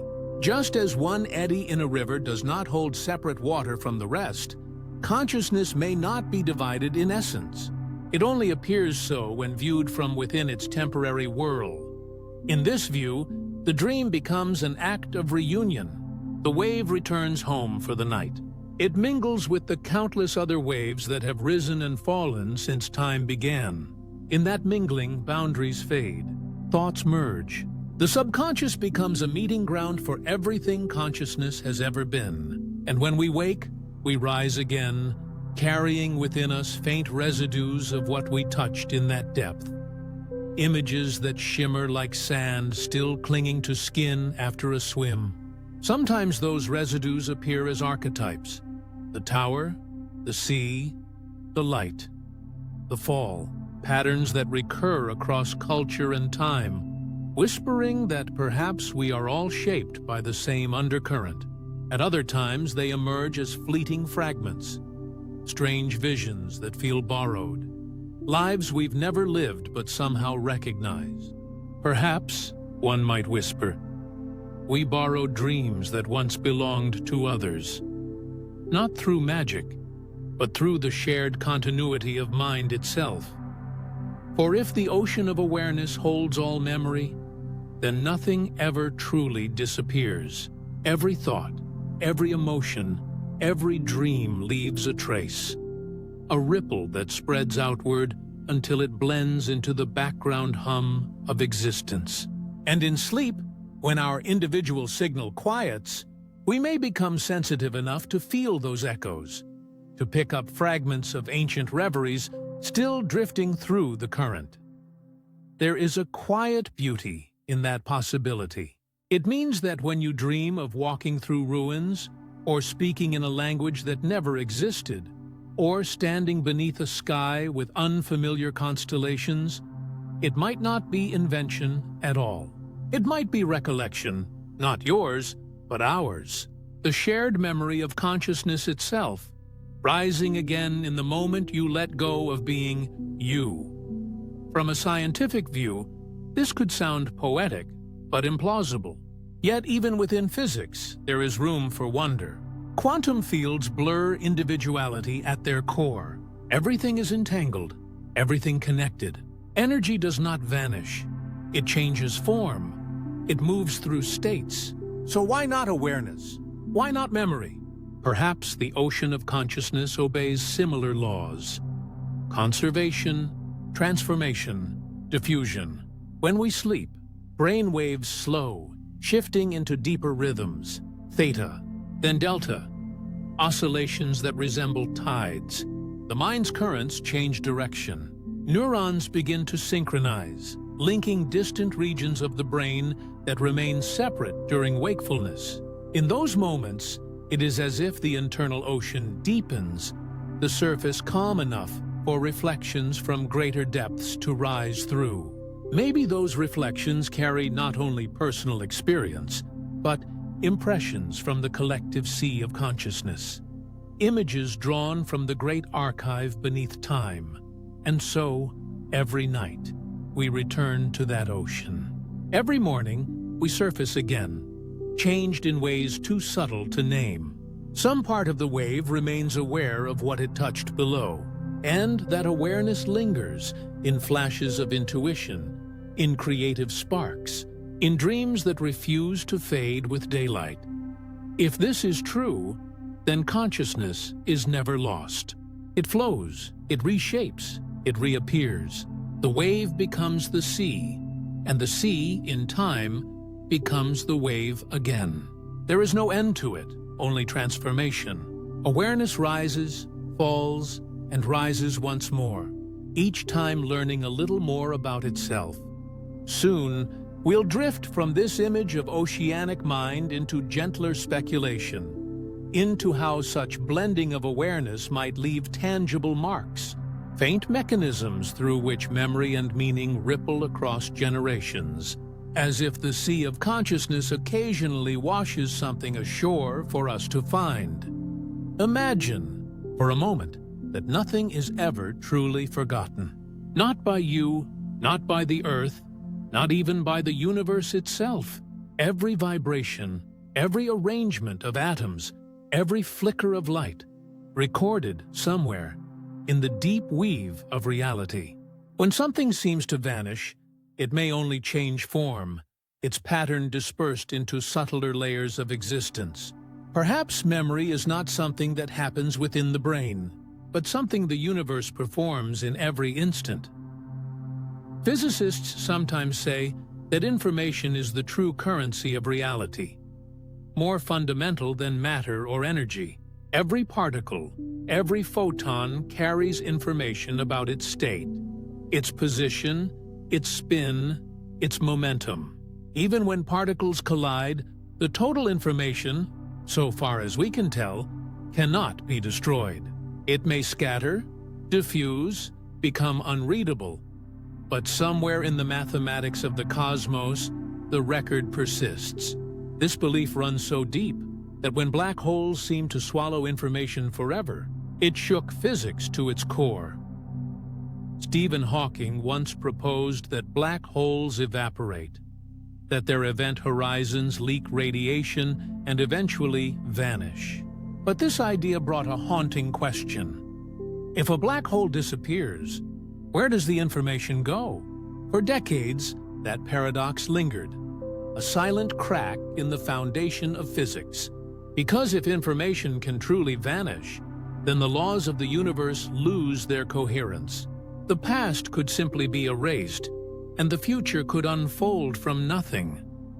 But perhaps the universe is gentler than that, more careful, more complete. Later theories suggested that information doesn't vanish at all. It becomes encoded somehow in the subtle fluctuations of the black hole's boundary, the holographic imprint of everything that ever fell inside. As if reality, at its deepest level, behaves like an infinite memory system, storing every event in ripples along the surface of space and time. This is the holographic principle, the idea that the three-dimensional world we inhabit might be, in some sense, a projection of information inscribed on a two-dimensional boundary beyond our perception. The cosmos, then, would not just contain information, it is information, a vast library written in energy and form. If that is true, if information is never truly lost, then perhaps nothing that has ever existed is gone. Every pattern, every gesture, every dream, leaves its trace somewhere in the quantum fabric. Even the smallest moments of thought might send their imprint outward, subtle as the fading wake of a ripple, but never quite erased. What we call forgetting may simply be the closing of access, not the loss of the thing itself. Memory on this scale is eternal, diffused through time and space. The wind over a field, the warmth of sunlight on stone, the whisper of a human thought, all of it may still exist, scattered like dust across the universe, waiting to be read again. Entropy, in this poetic sense, becomes not the end of order, but its transformation. The word often conjures images of decay, of things falling apart, of patterns dissolving into randomness. But what if entropy is not destruction, only diffusion? The spreading of information so wide and so fine that it appears lost to us. When ice melts, the structure of the crystal is gone to the eye. Yet the information about how its molecules once aligned is not destroyed. It lingers, encoded in the movements of heat and water, in the vibrations of atoms still tracing the memory of their former form. On the grandest scale, perhaps the universe itself is engaged in a slow act of remembrance. Every atom that has ever existed still moves according to the echoes of its beginning. Every star that burns carries the story of all the stars before it, written in the same elemental alphabet of hydrogen and light. Even we, fleeting, mortal, small, might be arrangements of ancient information, recycled endlessly, learning to reflect upon itself. If dreams are, as we have wondered, the mingling of mind and cosmos, the wave returning to the ocean, then perhaps they sometimes brush against this deeper archive, not merely the personal memory of a lifetime, but the universal memory of form itself. When the mind quiets, it may tune into the faint signals of this informational sea, catching fragments of things long vanished, the image of a forgotten city, the face of someone never met, the feeling of walking through an age that has no name. Could this be why some dreams feel ancient, mythic, larger than us? Why they seem to carry wisdom or sorrow not entirely our own? It may be that the brain, in its nightly descent into stillness, becomes a receiver for the faintest whispers of the universe's memory, a cosmic radio picking up echoes from the deep past.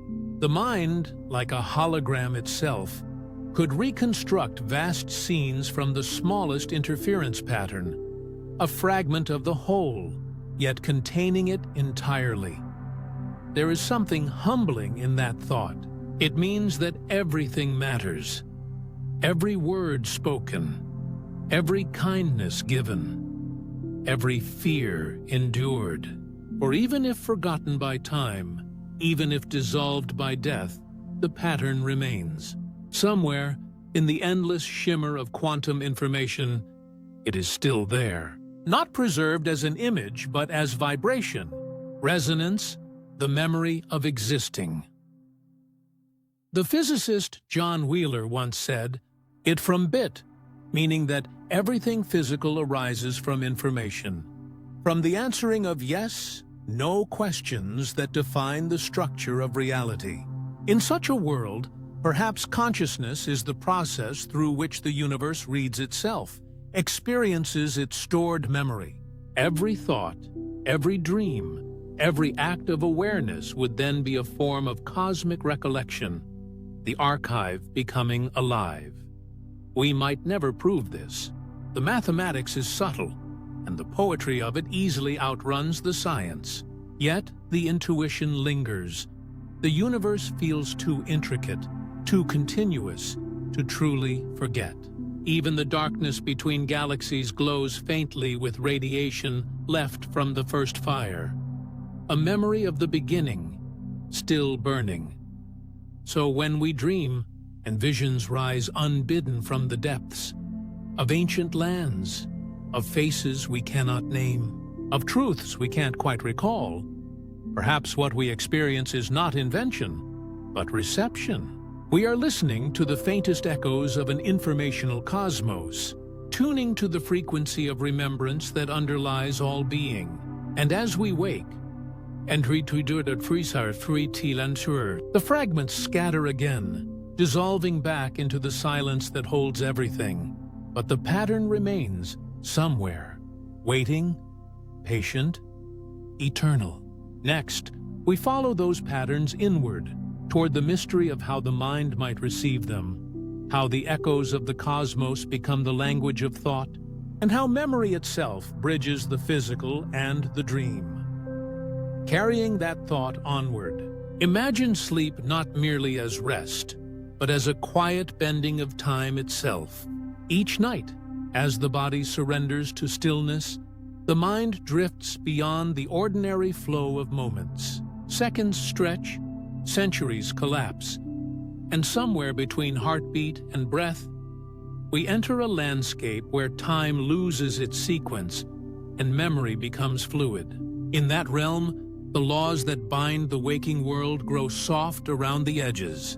What happened long ago and what has not yet happened seem to coexist, gently overlapping like the reflections of stars on moving water. Dreams have always played with the shape of time. In them, we can live a lifetime within the span of a few minutes. We can watch the rise and fall of empires, witness the slow bloom of mountains, or wander endlessly through a city that builds itself as we walk. The brain, freed from the linear ticking of clocks, becomes a storyteller that folds history and imagination into one continuous now. Perhaps, in this unbound state, we are not simply creating scenes, but touching them, reaching across time in ways that waking logic cannot follow. Some neuroscientists describe dreaming as a kind of nocturnal rehearsal, a replay of experience for the purpose of memory and learning, but others suspect that it is something more. An act of synthesis so deep that it dissolves the boundaries of when and where. In REM sleep, the hippocampus, which organizes our sense of chronological order, behaves differently. Memories are no longer filed according to sequence. They are scattered, recombined, liberated from time's constraints. The result is a strange but familiar sensation. The past feels immediate. The future seems remembered. It might be that the dreaming brain is a natural time machine, not one that moves the body, but one that allows consciousness to roam freely across the field of memory and possibility. When we close our eyes, our neural circuits begin to hum in rhythms that resemble the slow pulse of the Earth's magnetic field, syncing with patterns that have existed since the dawn of life. Perhaps this resonance opens a kind of gateway, not into another place, but into another order of time, where events are not strung one after another, but exist simultaneously, like notes suspended in a chord. Consider how light bends when it passes through the gravity of a star. The path is curved, the image distorted, yet all that has changed is perspective. Maybe dreams work like that. Perhaps consciousness, in its nightly descent, passes through the gravitational field of memory, bending around the mass of lived experience, the weight of ancestral echoes, even the residue of the universe's earliest moments.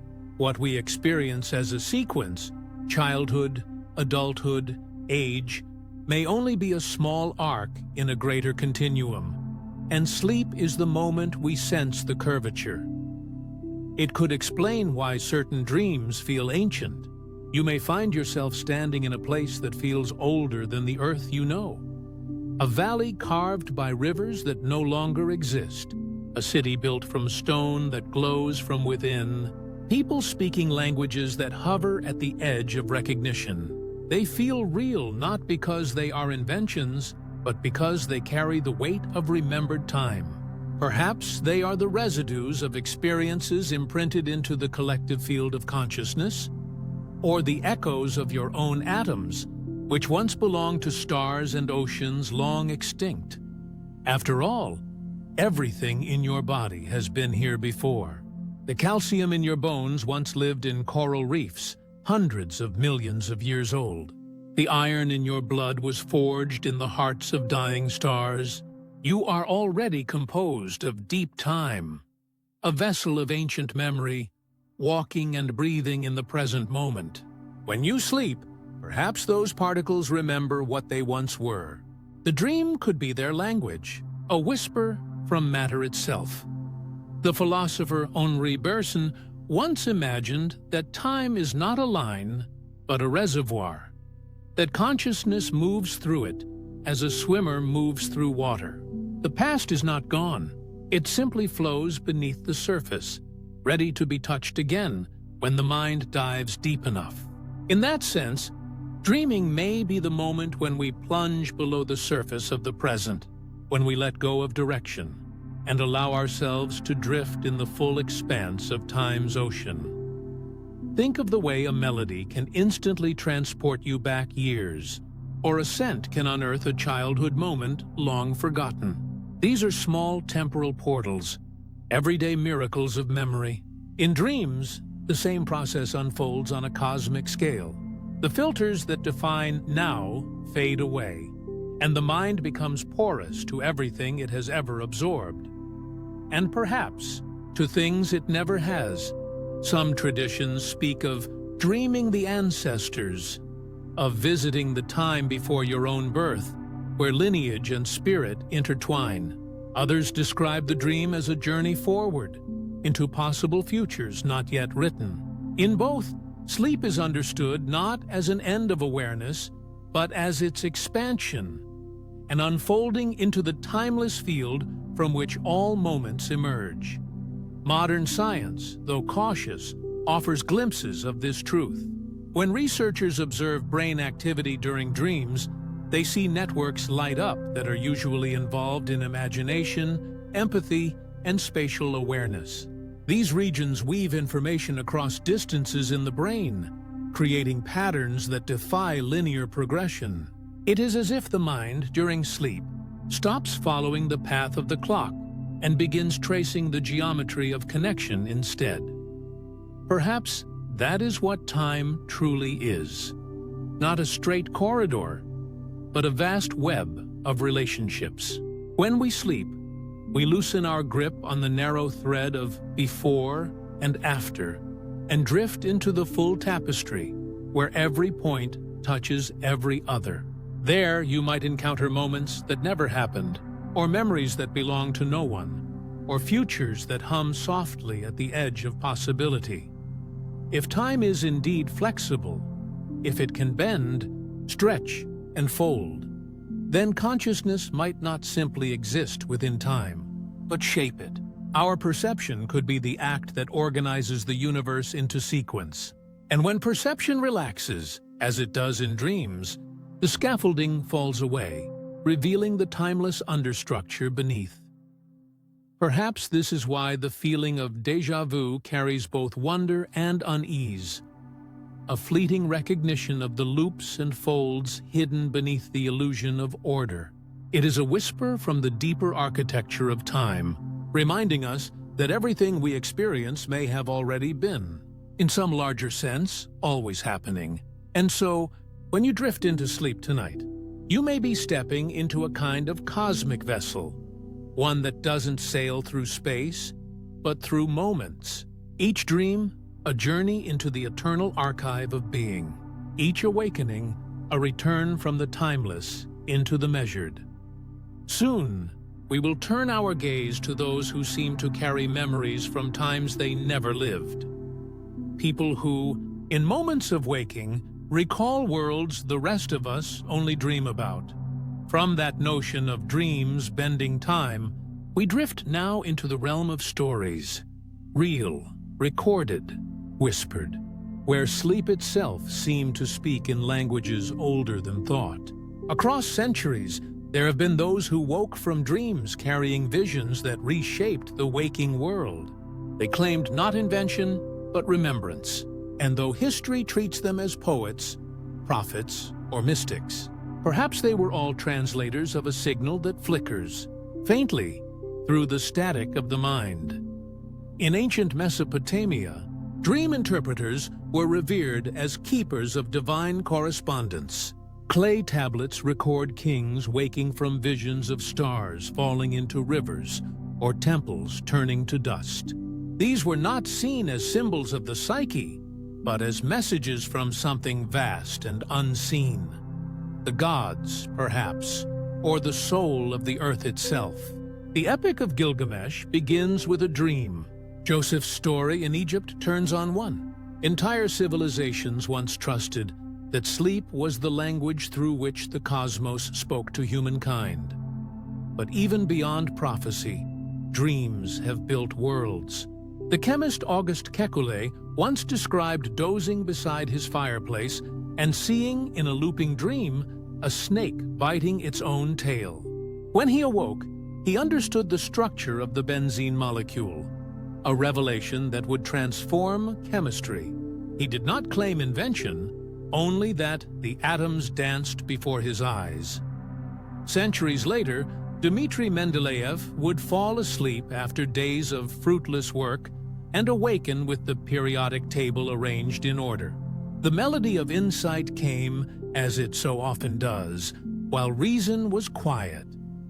Perhaps these stories suggest something curious, that inspiration and memory are not so different. To dream a discovery may be to remember something that reality already knows.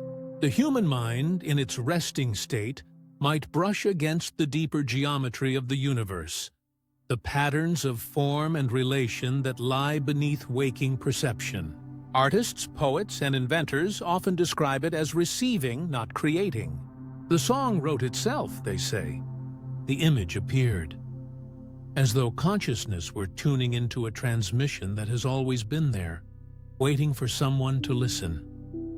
The ancients spoke of dream teachers, beings of light or shadow, who appeared in sleep to deliver knowledge.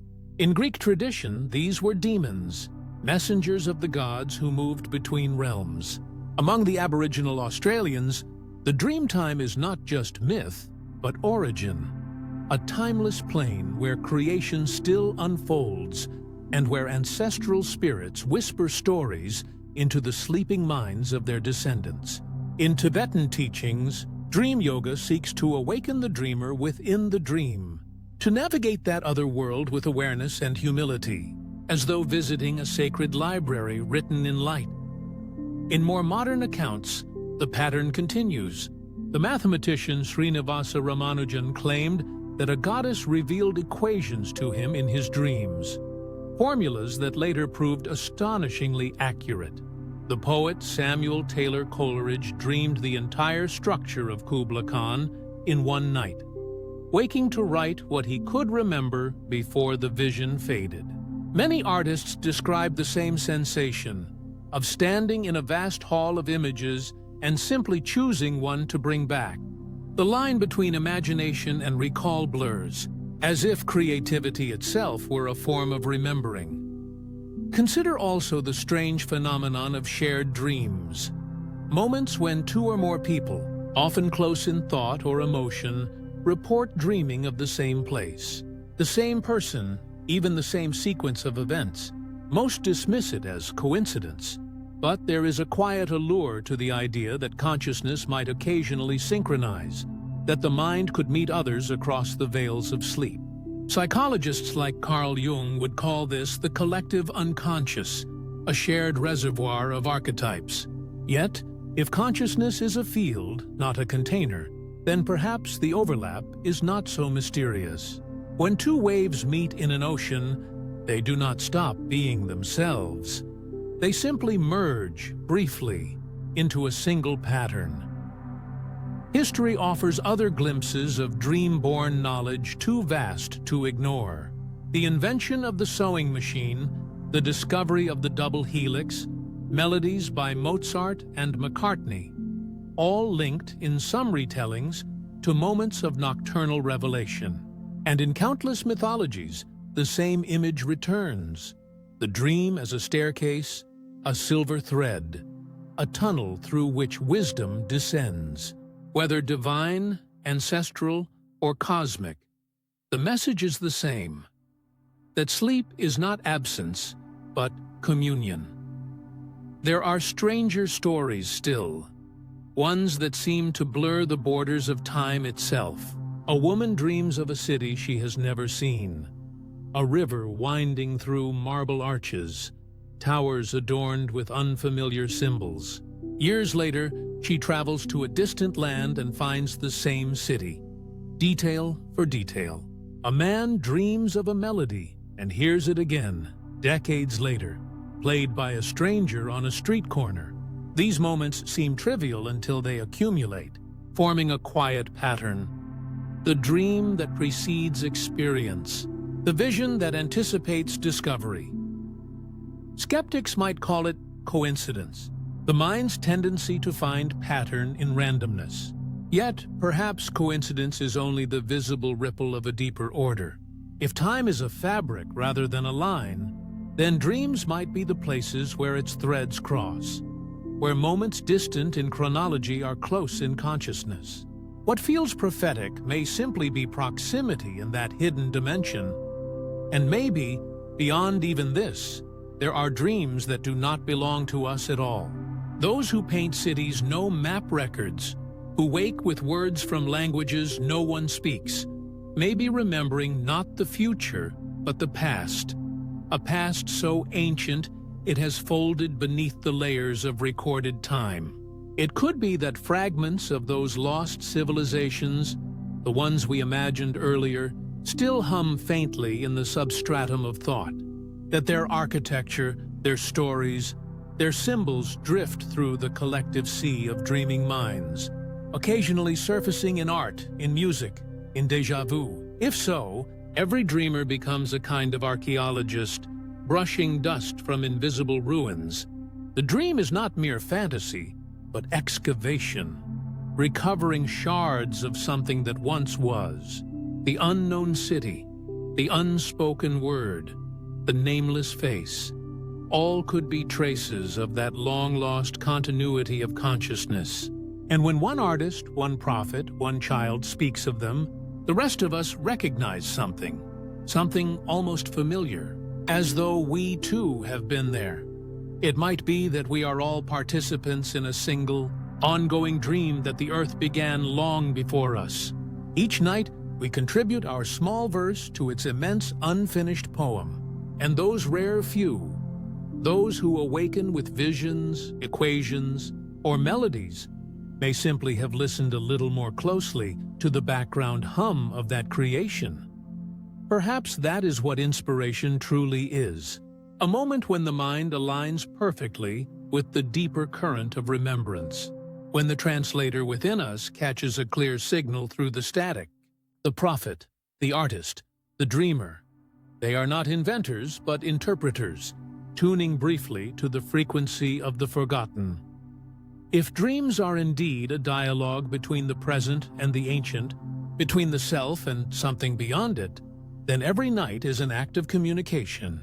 You, drifting now through sleep, might be whispering to civilizations unseen. They, in turn, might be whispering back, through symbol, through story, through the quiet music of the dream. Soon, we will follow that thought further, into the space between silence and signal, where the voice of the ancient world may still be waiting to be heard. Carrying that thought onward, the journey turns inward now, into the terrain that no telescope or satellite can map, the world within the mind. There, continents shift not with tectonics, but with emotion. Cities rise and crumble according to memory's tides. Every dream redraws the map, and we, without realizing it, become the cartographers of our own hidden civilizations. Each night, the mind unrolls its parchment, vast, luminous, unanchored to geography, and begins again to trace the outlines of its inner world. Streets form where emotions once flowed. Towers climb from longing, bridges from loss. Oceans pool from quiet griefs that never fully evaporated. These landscapes are not illusions, but reflections. Architectures built of thought and feeling, drafted by the same impulses that once built the cities of stone and marble we now call ruins. It might be that when we dream of walking through a vast, unfamiliar place, a corridor we've never entered, a shoreline we can't name, we are wandering through the geography of ourselves. The mind, like Earth, keeps records. It layers. Experience the way the planet layers sediment. Joy pressed beside sorrow. Moments fossilized into symbols. Over time, the strata of experience thickens, and from it rise the emotional mountains and valleys of the psyche. Perhaps that is why dreams so often carry the feeling of ancientness, why they look like places both new and old, familiar yet unreachable. The architecture of the dream seems to belong to some forgotten civilization. But that civilization is our own.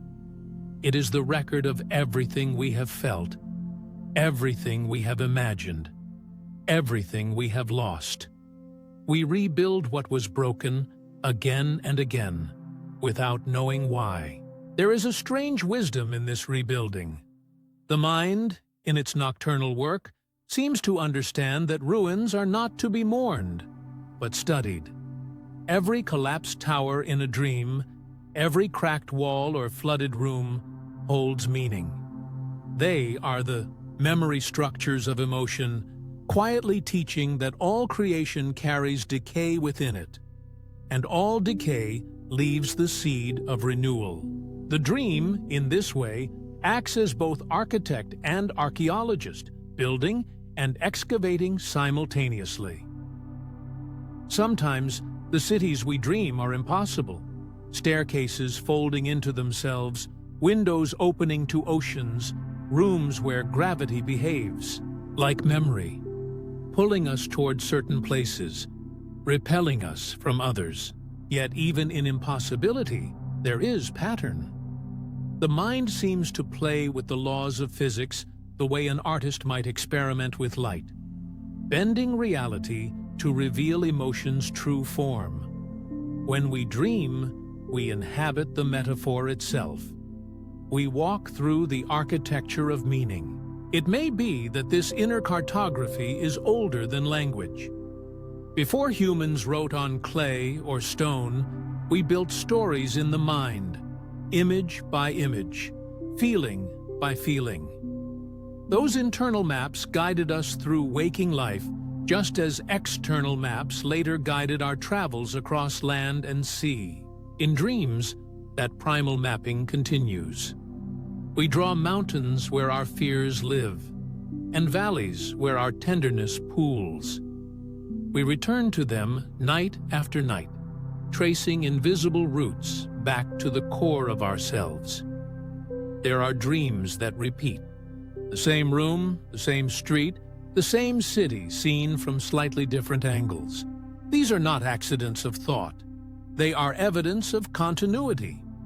Like civilizations rebuilding after flood or fire, the mind preserves its essential plan even as details shift.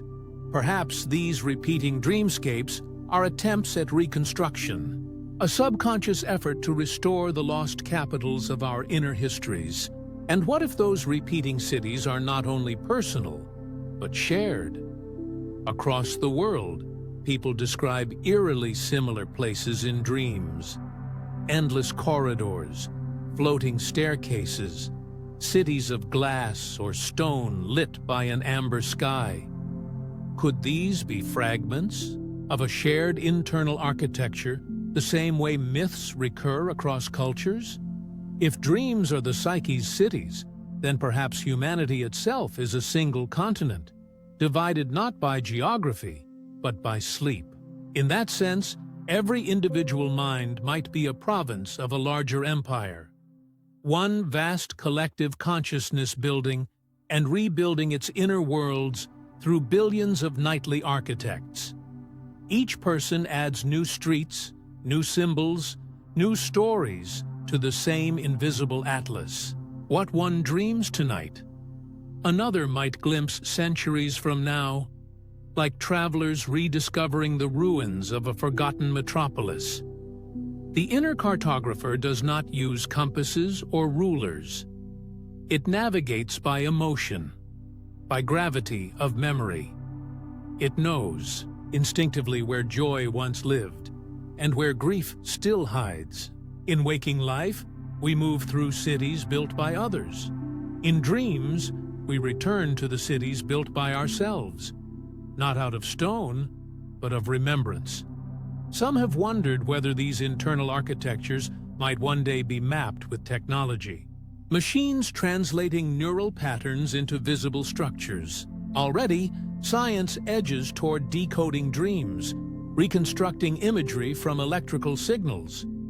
But even if one day we could project a dream onto a screen, it might still remain mysterious. For what we would see would not be a city of neurons, but a city of meanings. Fragile, shifting, alive. It could be that the true terrain of the mind cannot be fixed in any one form. Like the Earth's surface, it changes constantly, shaped by the weather of emotion, the erosion of time.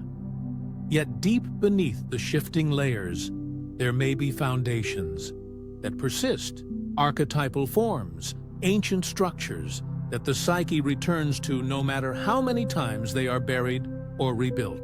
The tower, the sea, the bridge, the fire, each symbol a kind of architectural constant, resurfacing in different dreams, different eras, as though part of a single grand design.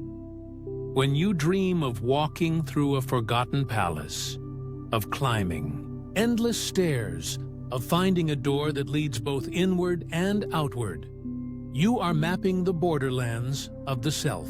You are the explorer and the terrain, the builder and the ruin, the witness and the dream. And perhaps, somewhere in those maps, the faint outlines of something older still can be seen. Echoes of civilizations that existed not in space, but in consciousness. Maybe the reason these dream cities feel so ancient is because they are part of that deeper inheritance, passed down through the shared architecture of human thought. The same patterns that built the pyramids, the ziggurats, the temples and domes. They may live on in the blueprints of the dreaming mind. So the mind continues its endless work, constructing, remembering, erasing, and beginning again. Each night, it redraws the map with invisible ink, knowing that by morning, most of it will fade. But not all. Some paths stay, some cities remain, and sometimes, when you close your eyes, you might feel the faint pull of their gravity, guiding you home to places that never were, yet somehow always are. Soon, we'll follow that pull further, into the shared dreamscapes where these inner maps overlap, and where the private world of one dreamer may touch the edges of another's. From here, the story opens outward, from the solitary dreamer tracing maps within their own mind, to the shared horizon where dreams begin to merge, weaving patterns that stretch across centuries and civilizations. What was once private becomes collective. What began as a whisper in one mind turns into a myth that entire cultures remember. It might be that civilization itself, its art, its symbols, its rituals, was born from these shared echoes of the dreaming world. Across the earth, long before writing or scripture, human beings dreamed. Around fires, in caves, beneath unfamiliar stars, dreams were not dismissed as illusions, but treated as messages, glimpses into the hidden architecture of reality. To dream was not to escape the world, but to enter another dimension of it, one that coexisted quietly alongside the waking. Among many indigenous peoples of Australia, This understanding took form as the dream time, a vast, sacred continuum that exists beyond linear time. In dreamtime stories, the ancestors shaped the land by dreaming it into being. Every mountain, every river, every creature was once a thought, a song, a vision. To walk through the land was to walk through memory, through the living residue of ancient dreams. And though the dreamtime is described as belonging to the distant past, it is also ever present, a timeless now that overlaps with the world of the waking. This idea that reality itself might be born from dream appears again and again across cultures. The Maya believed the gods dreamed the world before shaping it. The Navajo spoke of the holy people who crafted reality through vision and chant.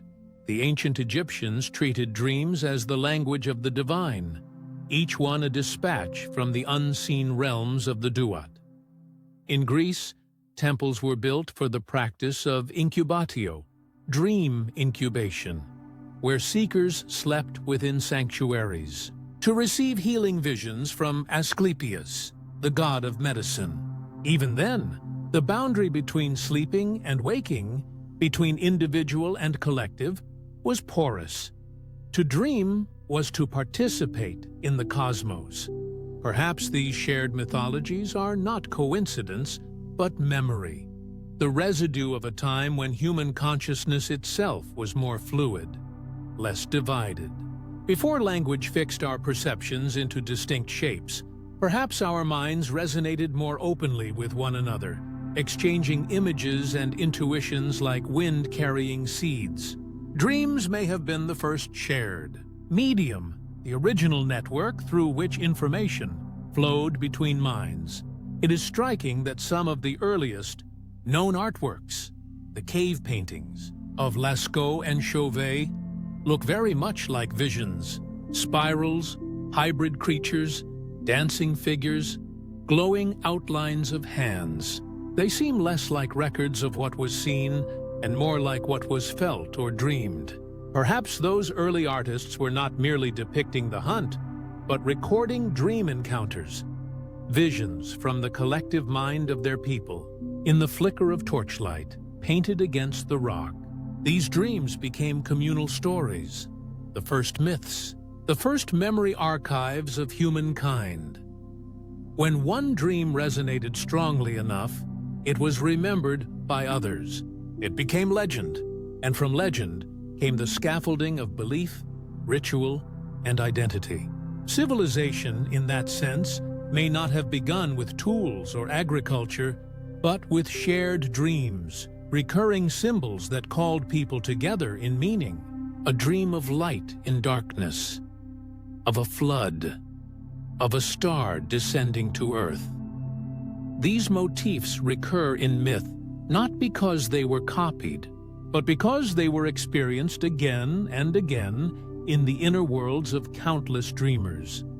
Even today, there are moments when the veil between minds seems thinner, when whole societies appear to dream in unison. During periods of upheaval or uncertainty, similar dreams ripple across cultures, waves of imagery that mirror the collective emotion of the time. After great disasters or wars, reports emerge of people dreaming of water, fire, collapse. When the first atomic bombs were tested, countless dream diaries described blinding flashes and vanishing cities, long before the news had spread. Coincidence, perhaps? Or perhaps a subtle resonance between consciousness and event. Science, for all its caution, has begun to explore this strange possibility, that the human mind may share patterns deeper than language or culture. Studies of dreaming populations reveal clusters of recurring themes that defy geography: falling, flying, being chased, wandering through unfamiliar buildings, encountering the dead. These motifs appear everywhere. The same architecture of emotion, rendered in infinite variations, yet recognizably human. It might be that we all draw from the same ocean of imagery, each dream a wave breaking in a different form. The collective unconscious, as Jung described it, could be thought of as the sediment of all human dreaming, an ancient reservoir where every thought, every story, every symbol settles, waiting to be reawakened. From that ocean, civilizations fish their myths. They pull up what gleams, give it names, and build around it temples, philosophies, songs, and perhaps, sometimes, the current reverses. The collective mind begins to dream us, shaping our art, our inventions, our very sense of what is possible. Some of the world's great discoveries and creations have reportedly come through dreams. Kekule seeing the Ouroboros and realizing the ring structure of benzene. Paul McCartney waking with the melody of yesterday already playing in his mind. Entire architectural plans or mathematical insights appearing fully formed between sleeping and waking. It might be that the dream world offers humanity a shared workspace, a place where ideas gestate before any single person brings them forth. In this light, civilization can be seen as the waking continuation of an ancient dream. Every city skyline, every symphony, every story told around a fire might be a translation, the outer manifestation of what was once seen inwardly. The dream becomes myth, the myth becomes structure, the structure becomes history, and through it all, the dream continues, flowing silently beneath. You, drifting now, are part of that same continuity. The dreams that move through you tonight may contain fragments of the first stories ever told, echoes of visions dreamt beneath different stars, by ancestors whose names are forgotten, but whose inner worlds still breathe within us. The same symbols, the same archetypes, rearranged, reborn, remembered. Perhaps that is how time itself keeps speaking. Not through chronology, but through recurrence. Every shared dream is a bridge, every myth a whisper from the collective memory of being. The civilizations of sleep never vanish entirely. They dissolve and reassemble in new minds, carrying forward what cannot be written, only felt. Soon, we'll drift further into that mystery, into the idea that these shared dreamscapes might not only connect people, but link entire epochs, allowing memory itself to travel across the centuries, carrying that thought onward. If dreams are the shared landscapes of consciousness, then the language they speak is not one of words, but of symbols, images shaped by feeling, emotion turned into form.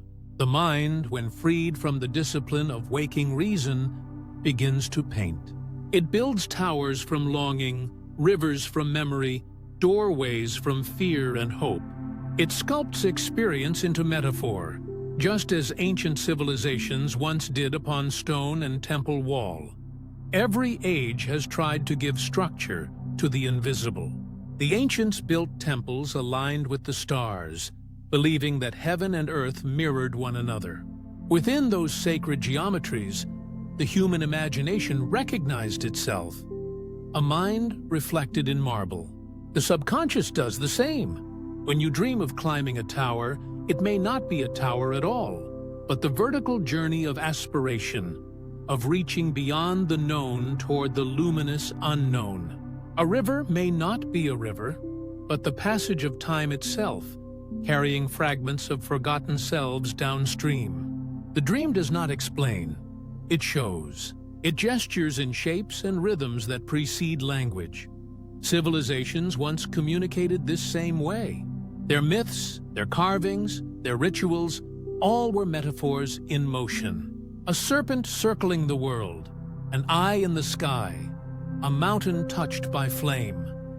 These are not literal beliefs, but symbolic attempts to speak the inner language of existence. The subconscious and civilization share a grammar. Both translate the ineffable into something visible, something the waking world can touch. Inside each person, that grammar persists. It may be that every dream is a small act of architecture, a nightly construction of temples that dissolve at dawn. You, the dreamer, are both builder and inhabitant, wandering through your own symbolic ruins. The staircases that never end, the doors that lead to other rooms of yourself. These are not random inventions, but part of a universal pattern the mind has been drawing since the beginning.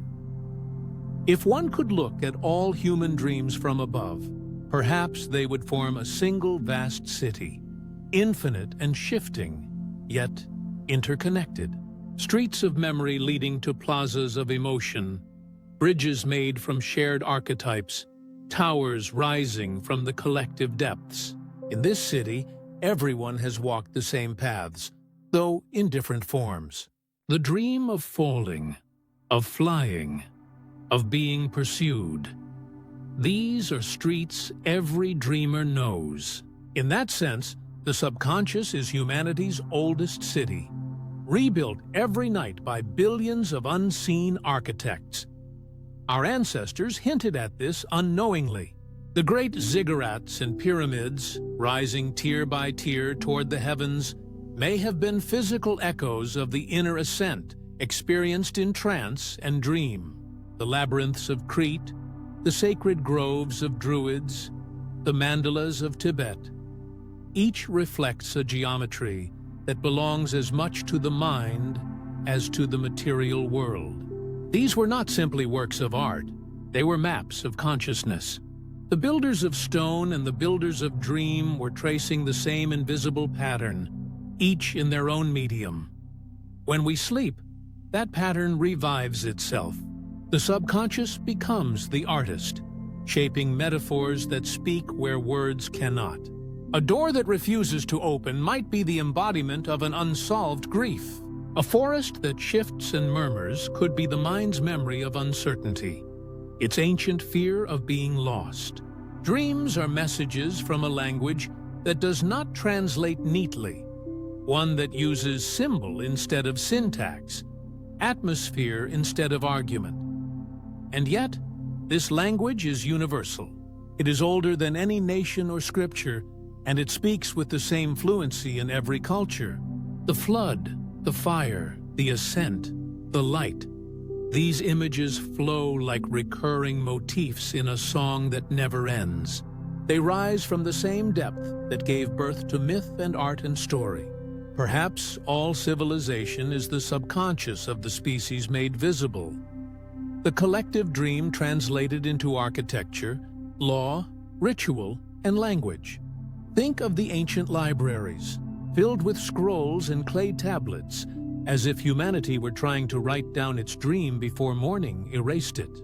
Think of cathedrals, vast stone hearts lit by colored glass, as monuments not only to belief, but to the yearning shape of the human mind, trying to capture infinity in pattern and light. Even our modern cities, with their grids and luminous towers, might be echoes of the same inner geometry. The mind's desire to organize chaos, to give the unseen a face. And if every culture dreams in metaphor, then perhaps those metaphors are the bridges between us. A dream of a mountain in one place may mirror a vision of a temple in another, both pointing toward the same truth the subconscious is trying to express. The ascent toward meaning, the search for connection, the yearning for the eternal. The details shift, but the structure remains. Every night, across continents and languages, humanity sketches again the same forgotten city, the one built from longing and memory, from shadow and light. You might feel it sometimes when a dream lingers longer than it should, a faint recognition that you have been there before, though you cannot name the place. The columns, the streets, the horizon glowing beyond the fog. It feels both ancient and familiar, as if part of you has walked there countless times. That feeling might not be illusion. It might be that you are returning to the subconscious metropolis that all dreamers share. The invisible architecture where human experience gathers, generation after generation. Even waking art may be a translation of this inner landscape. Painters, poets, and composers often describe their work as receiving, not creating, as if they are uncovering something already present. The subconscious, through them, speaks aloud. It arranges color, sound, and story into symbols that others recognize instantly, even without explanation. The language beneath words. In the end, perhaps the subconscious is not beneath us at all, but all around. The unseen scaffolding of thought that civilization itself rests upon. When we dream, we visit its corridors, listen to its murmured metaphors, and bring back fragments that we later call inspiration. And so the conversation continues, between mind and matter, between ancient and modern, between dreamer and dream. Every night, we return to the same forgotten city, not to stay, but to remember that it exists. And as we drift onward, we might begin to wonder what deeper landscapes lie beyond even that. Places where the metaphors fade, and something older still begins to speak. From here, the story opens into a subtler threshold, the place where dreams stop being only private landscapes and begin to shape the waking world itself. It is one of the quietest yet most mysterious exchanges in human experience, the translation of a dream into reality. The idea that what begins as mist and image within the sleeping mind might later rise as invention, art, or discovery, something concrete, shared, enduring. Throughout history, this has happened often enough to blur the line between imagination and revelation. Dmitri Mendeleev, exhausted and half asleep at his desk, dreamed of the elements falling into a pattern. When he awoke, he wrote down the periodic table, a structure so elegant that it predicted elements not yet found. The poet Samuel Taylor Coleridge saw an entire vision of Kubla Khan's pleasure dome in a dream, and woke to write it down before the vision faded. Paul McCartney heard the melody of Yesterday in his sleep, so complete that he thought he must have accidentally copied it from somewhere. The chemist Auguste Kekulé saw atoms dance and twist into a serpent that swallowed its own tail, and from that image understood the structure of benzene. These are not isolated stories, but whispers of a pattern. The dream as an architect of reality. If we listen closely, we might hear the suggestion that creativity itself could be a form of recovered memory, not the recall of our own past, but of something much older. When a melody appears unbidden, when a pattern or a poem arrives whole, it feels less like invention than discovery. The mind becomes a shoreline where something from beyond laps gently against waking consciousness. Some have called it the muse, others the unconscious, others still the collective memory of humankind. Whatever its name, it is the same current running through the dream world and the world of form. Perhaps the brain, in dreaming, wanders through the vast archive of possibility, touching half-formed ideas that exist like constellations waiting for light. Most of what it touches dissolves by morning, but sometimes a fragment remains. And in waking life, that fragment becomes a painting, a theory, a bridge, a song. It might be that the dream is not predicting the future nor recalling the past, but exploring the timeless realm of potential that lies between them. There, imagination and remembrance are the same thing. Both are ways of recognizing what already exists in some hidden dimension of mind. In every civilization, we find traces of this mysterious exchange. The ancient Greeks honored the temple of Asclepius, where the sick would sleep in hopes of healing dreams. The Polynesian navigators charted oceans by star and by vision, dreaming routes that later proved real. Indigenous storytellers across continents speak of dream time, not as fantasy, but as the original reality from which the visible world descends. Even in modern laboratories, where electrodes and scanners hum in the dark, scientists note that creative insight often comes not from logic, but from a sudden image, a symbolic flash born in the same neurological rhythms as the dream. It might be that the dreaming mind performs a kind of synthesis that waking reason cannot. In dreams, boundaries dissolve. Between ideas, between senses, between what is known and what is possible. The sleeping brain can connect distant islands of experience, weaving them into a pattern unseen by daylight thought. This is why so many discoveries feel inevitable once they appear. The solution was already there, waiting for the mind to stop trying so hard to find it. Dreaming is the mind in its most fluid state, where intuition becomes a form of perception. You, drifting now, have likely felt this too. The moment when something resolves itself after rest, when the answer that refused to come suddenly appears upon waking, as if whispered overnight. We say we slept on it, but perhaps it is more accurate to say that the dream continued working while the self stepped aside. In that darkness, thought rearranges itself, the pieces fall into place, and a small spark passes from the invisible into the visible. When we speak of imagination, we usually mean the power to create.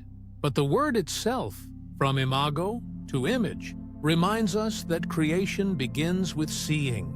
The dream is that first act of sight, the internal vision that precedes any act of making. Before the architect draws a line, she must dream the building. Before the scientist writes an equation, he must see the pattern.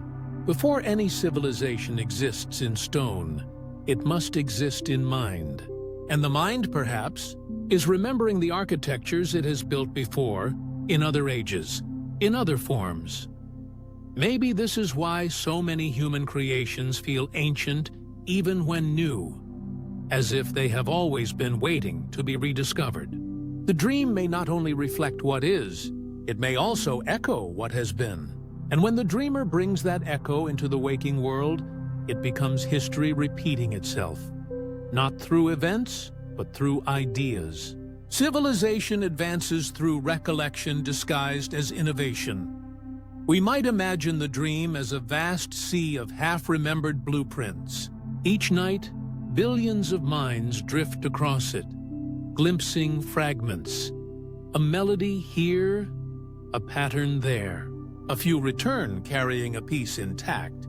And from that piece, something new is born. The line between dreamer and builder, between sleeping and waking, is thinner than it seems. Humanity itself could be seen as a species dreaming itself forward, building outward what it imagines inwardly, repeating the same cycle through millennia. In this way, the boundary between memory and imagination dissolves. To dream is to remember the future. To create is to remember the past. Both gestures emerge from the same deep current of consciousness. When an artist paints a scene she has never seen, or when a scientist discovers a law that seems self-evident once known, perhaps they are not inventing but recalling, calling again to mind what consciousness has always known, somewhere beneath the surface. So the dream builds reality, quietly and continuously. It sketches, tests, revises. It plants images that bloom later as inventions, as stories, as civilizations. And if the dream is a form of memory, ancient, collective, fluid, then everything we call progress might also be an act of remembering what the universe already holds. Soon, we'll wander even deeper into that thought, into the strange idea that what we build, what we imagine, and what we remember are all threads of the same fabric. For now, it is enough to sense that faint shimmer between sleeping and waking, that space where a world begins. Carrying that thought onward, the dream begins to feel less like a passing theater of the mind and more like a mirror one that reflects not only the sleeper, but the ages that shaped them. Every dreamer becomes a quiet archivist, a vessel through which memory flows, though its source is far beyond the self. Perhaps that is why dreams often carry the feeling of déjà vu, or of places we have never seen but somehow recognize. It may be that the mirror does not show our image alone, but also the faint silhouettes of those who came before. We are, in a sense, ruins that dream of their builders. The body, with its patterns of DNA, its bones arranged by inherited design, carries the blueprints of ancient hands. The mind, with its shifting emotions and archetypal visions, carries the architecture of thoughts that were once shared across countless generations. When we sleep, those structures flicker to life again, not as perfect replicas, but as echoes, soft, half-remembered reflections of the ones who first shaped them. Sometimes, the dream seems to lift a veil and reveal a fragment of something older than any individual memory. A corridor of carved stone, its walls lit by firelight, a crowd speaking in an unknown tongue, a sound, a symbol, a sky tinted with a color that feels both alien and familiar. The dreamer wakes with a lingering ache, unable to name what was lost, only that something once existed there. It is as if the dream's purpose is not to tell stories, but to remember the texture of being. In that way, dreaming might be one of the oldest human acts, older than language, older than myth. It could be the way consciousness first learned to preserve itself when words and tools were still unknown. In dreams, knowledge could drift through time not as data or inscription, but as feeling, image, rhythm. The ocean remembers not by keeping stones dry, but by carrying their dissolved minerals across eternity. The mind may work the same way, keeping history not intact but infused, scattered through the currents of emotion, pattern, and imagination. You, drifting now, might carry inside you the echoes of many such histories. When you dream, you may not only replay fragments of your own day, but tap into deeper seams of memory, ones formed by ancestors who watched the same stars, who told stories around the same fire, who built the first shelters against the wind. Each dream is an act of continuity, a bridge between the long-forgotten and the newly awakened. In this light, even the simplest dream of running water, of falling, of light breaking through trees, becomes sacred. These are universal motifs, and universality itself is a kind of remembering. The river you see in a dream may not be yours alone. It may be the same river seen by 1,000 eyes across 1,000 lifetimes, reappearing in the same current of consciousness. Perhaps this is what is meant when we say, the past never truly ends. It simply changes form, passing from world to world, from mind to mind. Dreams also preserve what waking life forgets. When we are awake, we filter, categorize, and discard. But in the slow tides of sleep, the mind gathers what was left behind. A scent, a sound, an emotion half felt, and restores them to awareness. It remembers the small details the daylight ignored, the subtle signals that slipped between seconds. To dream is to reconcile with all that was too quiet to notice, too fragile to hold. It is an act of restoration, though the restorations may appear strange, rearranged by metaphor and mystery. In this sense, every human being is both the ruin and the restorer.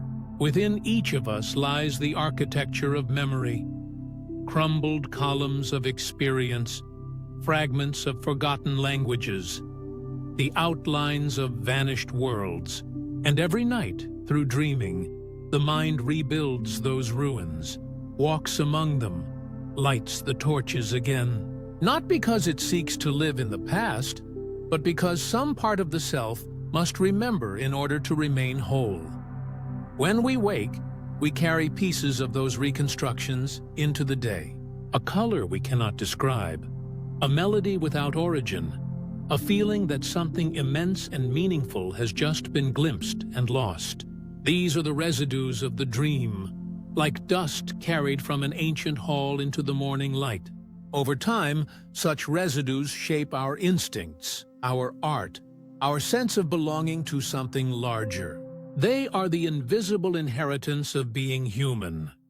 It is humbling to think that the mind, for all its complexity, may simply be the earth remembering itself.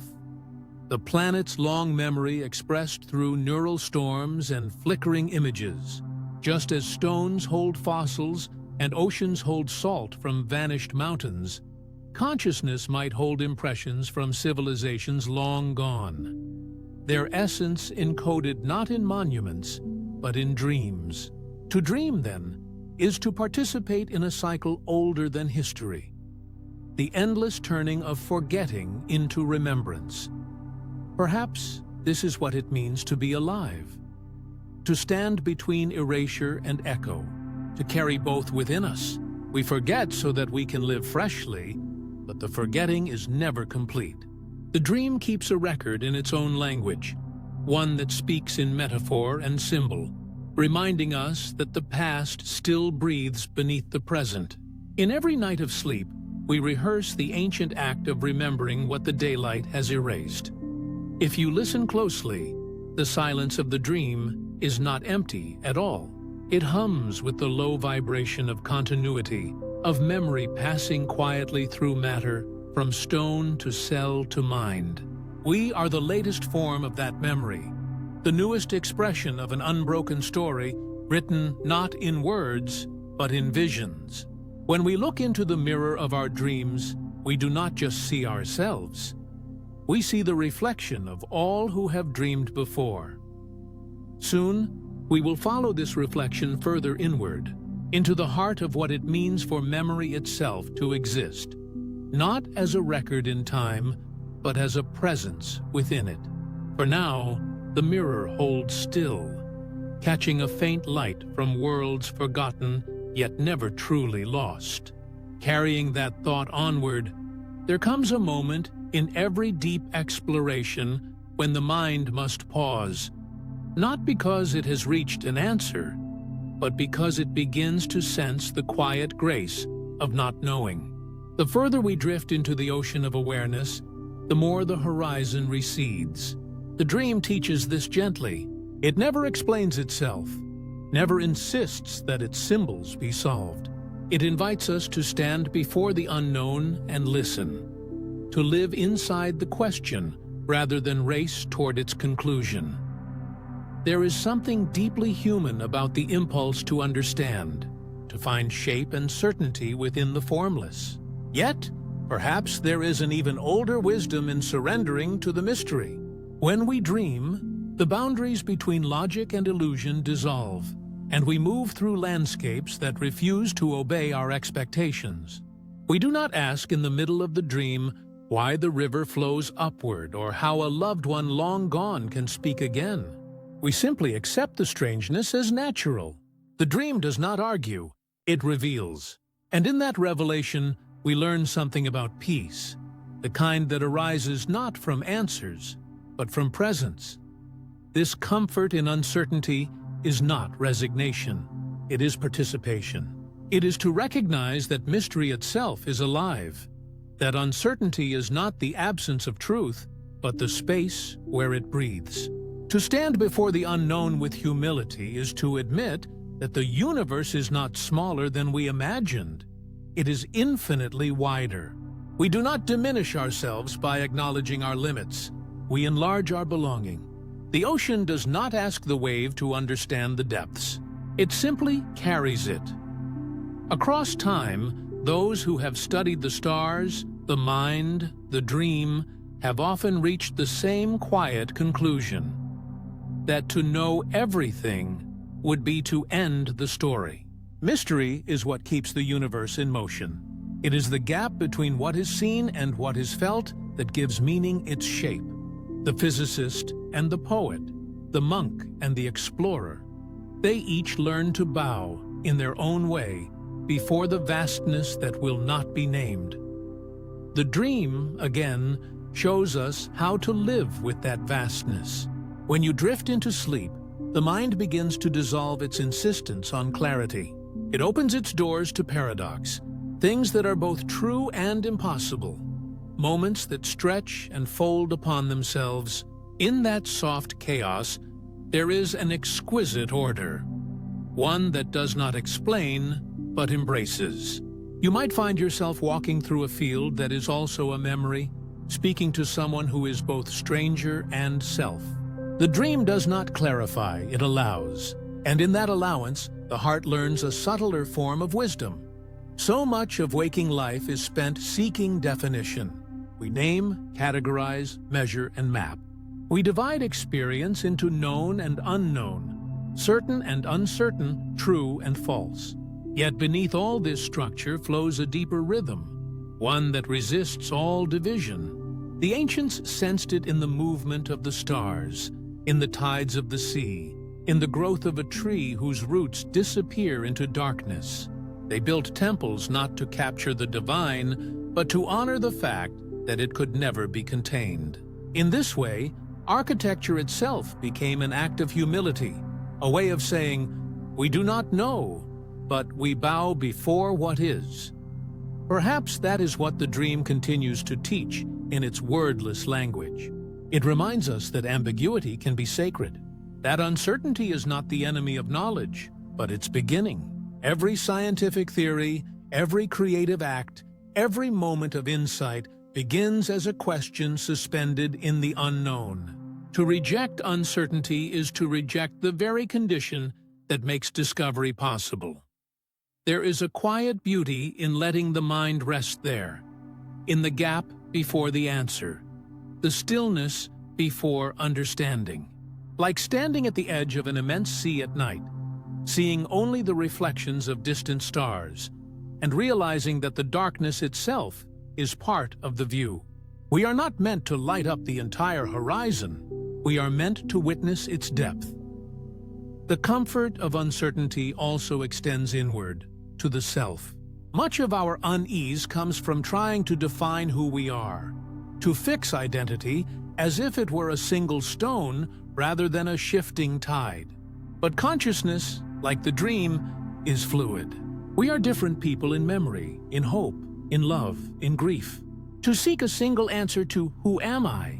is to ignore the gentle truth that we are many things at once, always becoming.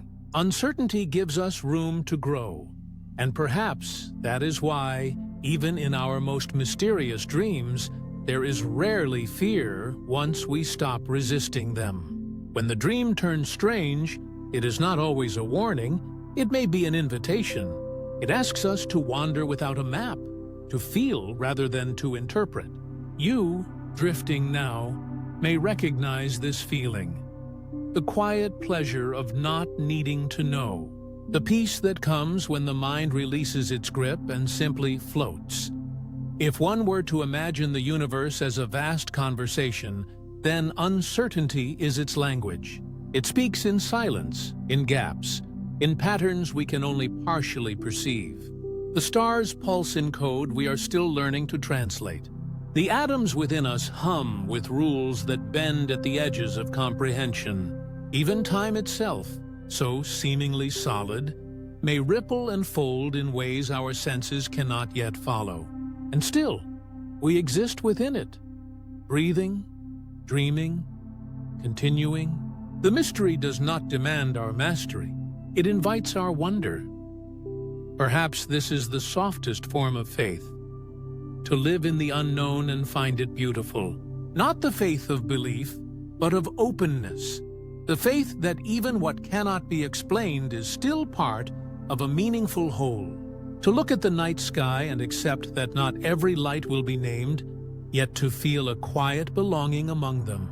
To dream and not insist on meaning, but to trust that meaning is there nonetheless, glimmering just beyond our reach.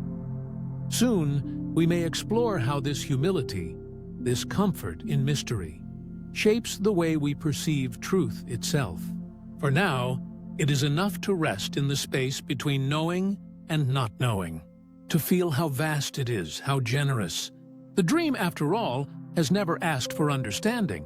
It only asks to be seen, and in seeing it, to remember that not every answer needs to be found for life to be deeply, wonderfully alive. From that stillness of uncertainty, another thought begins to rise, softly, like mist over an unseen sea. If the mind dreams, and if Earth dreams through the living, then perhaps the dream extends further still, beyond the limits of the individual, beyond the quiet pulse of our planet. There may be a dream that spans the stars themselves. The universe, vast and unknowable, might not be a stage for consciousness, but consciousness in motion, an infinite dream that has taken shape, moment by moment, into what we call reality. It is not a new idea. Long before telescopes or quantum fields, ancient thinkers looked upward and sensed mind in the movement of the cosmos. In Vedic philosophy, existence itself was described as the dream of Brahman, the infinite self that imagines all forms, then wakes and forgets. The Greeks spoke of the world soul, anima mundi, a subtle intelligence animating the heavens. Chinese mystics told of Zhuangzi, who dreamed he was a butterfly, only to wake unsure whether he was a man dreaming of wings or a butterfly dreaming of man. Each tradition, across millennia and continents, whispered the same wondering, perhaps everything that is, from atom to galaxy, is part of a greater consciousness that dreams itself into being. Today, modern physics, despite its caution, circles a similar mystery. The deeper it peers into matter, the less material the universe seems to be. Particles dissolve into probabilities, energy fields, waves of possibility collapsing only when observed. Reality, at its root, behaves less like a machine and more like a mind, fluid, responsive, uncertain until touched by awareness. Even Einstein once admitted that the distinction between past, present, and future may be only a stubborn illusion. And illusions, of course, belong to dreams. Imagine, for a moment, the universe not as cold expanse, but as a living field of thought. One that expands, forgets, remembers, and transforms. The galaxies swirl like ideas coalescing. Stars ignite like sudden insights. The filaments of dark matter that connect them stretch across billions of light years, forming a network astonishingly similar to the structure of a brain. Scientists have compared cosmic web simulations with neural scans and found a haunting resemblance. The same branching geometry, the same balance between connection and void. It may only be coincidence, or perhaps a subtle reflection, like the mind of the cosmos mirrored in our own.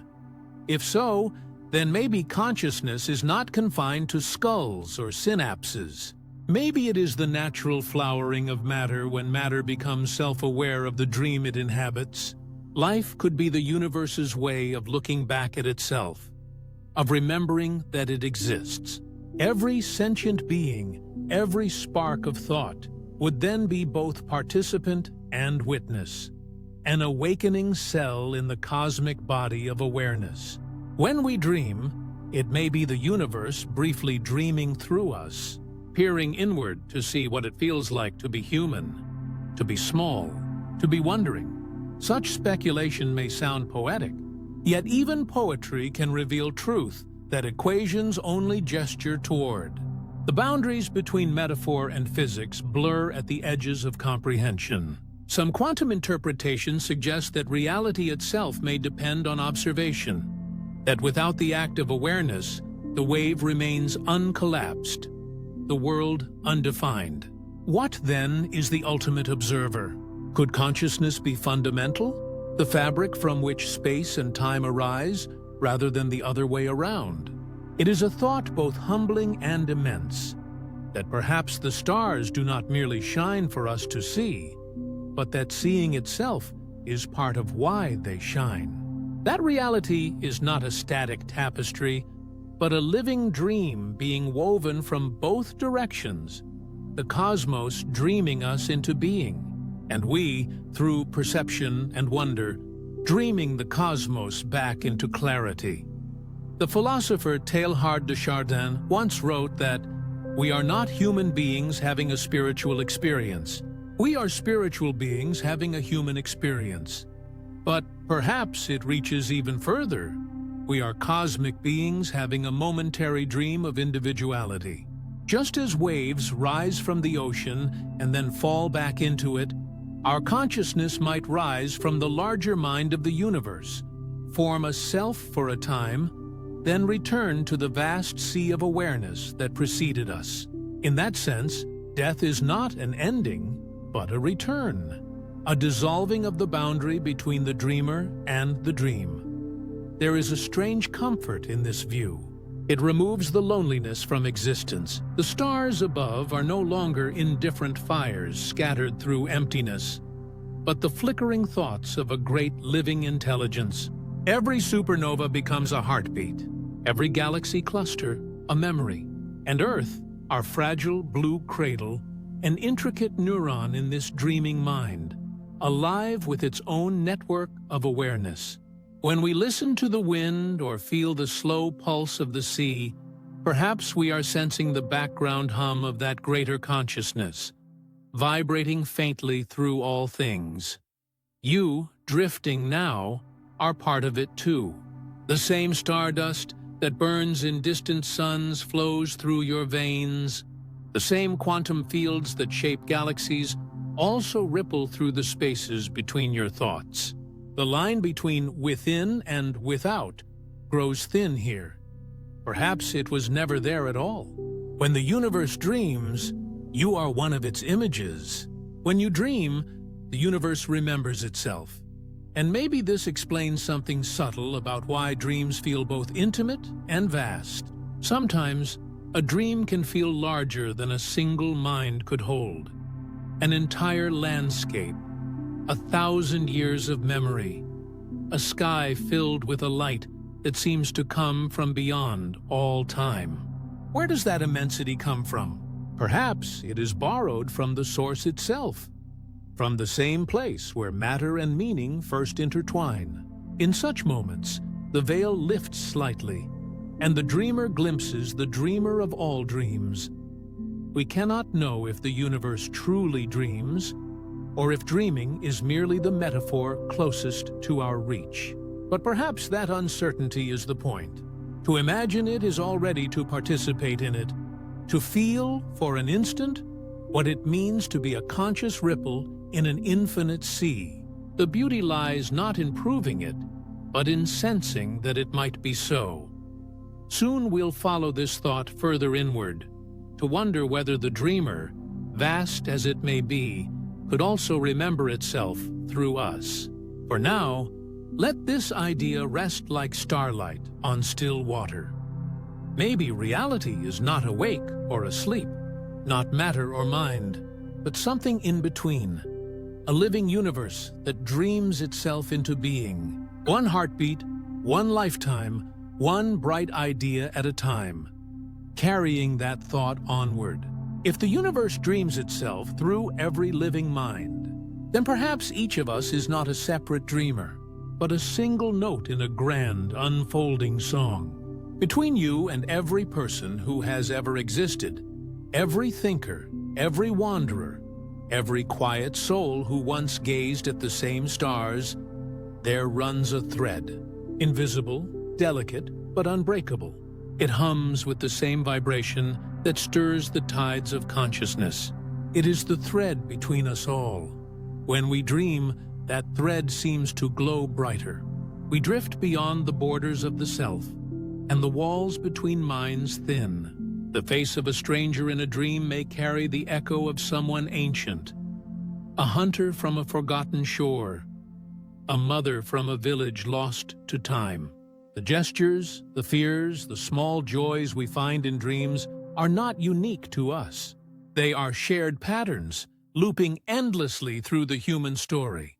To dream is to enter a river that has been flowing for as long as minds have existed.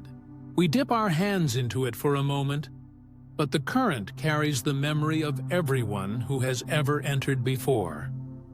Think of it, the same dream images repeating across centuries. A tower that touches the sky, a vast ocean without shore, falling endlessly, then rising into light. These are not coincidences, but resonances, the shared symbols of a species that has been dreaming together since it first began to look inward. Across languages and faiths, across oceans and epochs, we have told each other the same inner stories in different words. The dream of flight, the fear of the deep, the return of the lost. They form the secret grammar of the collective soul. It might be that dreams are the language through which humanity speaks to itself across time. A painter in Renaissance Florence, a shaman beneath the auroras, a child in the quiet glow of a modern city. Each one enters sleep and finds themselves in landscapes that overlap. Perhaps the dream world is the one place where all eras coexist, where prehistoric visions brush against tomorrow's imaginings, where consciousness weaves itself into one continuous tapestry of experience. We are the dreamers, but we are also the dream being dreamed through countless lives. Compassion, when traced to its deepest roots, may begin here, in the recognition that what stirs within us also stirs within others. Every hope and fear we carry has been felt 1,000 times before and will be felt 1,000 times again. The thread between us is not only poetic but elemental. It is what allows empathy to exist, what lets us feel for those we have never met, or for those long gone. Somewhere within, we remember them. We remember being them. When you see someone crying in the street or laughing for no reason at all, part of you understands without words. That understanding is ancient. It is the inheritance of all who have ever dreamed. Because in dreams, there are no nations, no languages, no borders, only the endless recognition of experience. We are all made of the same substance: memory, imagination, longing. Perhaps that is why the smallest act of kindness can feel eternal, as if it touches something larger than this single lifetime. There are moments, fleeting, yet unmistakable, when this connection rises into waking life. The sense of déjà vu when meeting someone for the first time, the warmth of instant familiarity with a stranger, the feeling that you have stood in a place before, though you never have.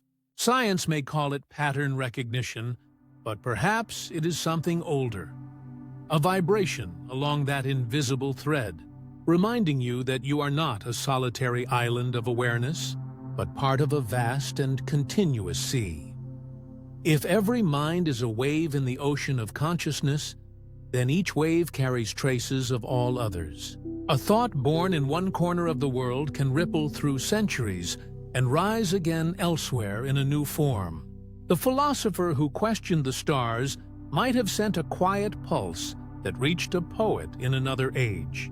The dream of one mind becomes the seed of another's awakening.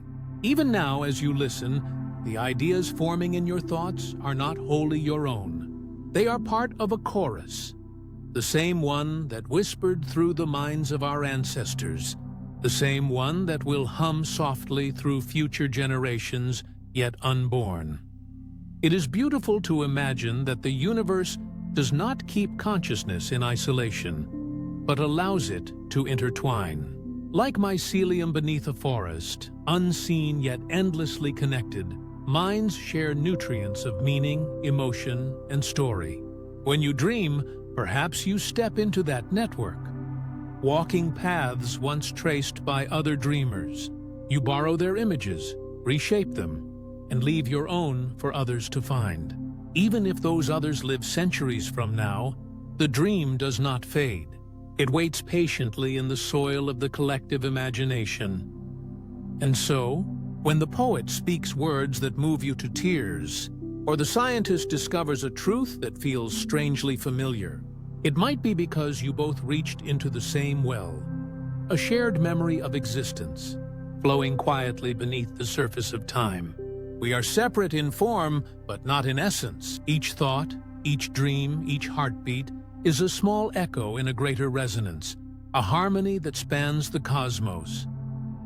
You drifting now are not alone in your drifting. Every sleeper on Earth tonight moves through the same dark ocean, millions of minds dreaming different dreams, yet somehow overlapping. Through symbol, through longing, through the deep need to understand. It is a vast communion, silent but unbroken. The dream is the great meeting place, where we remember that we belong to something larger than ourselves. Perhaps that is why, even in solitude, we feel presence.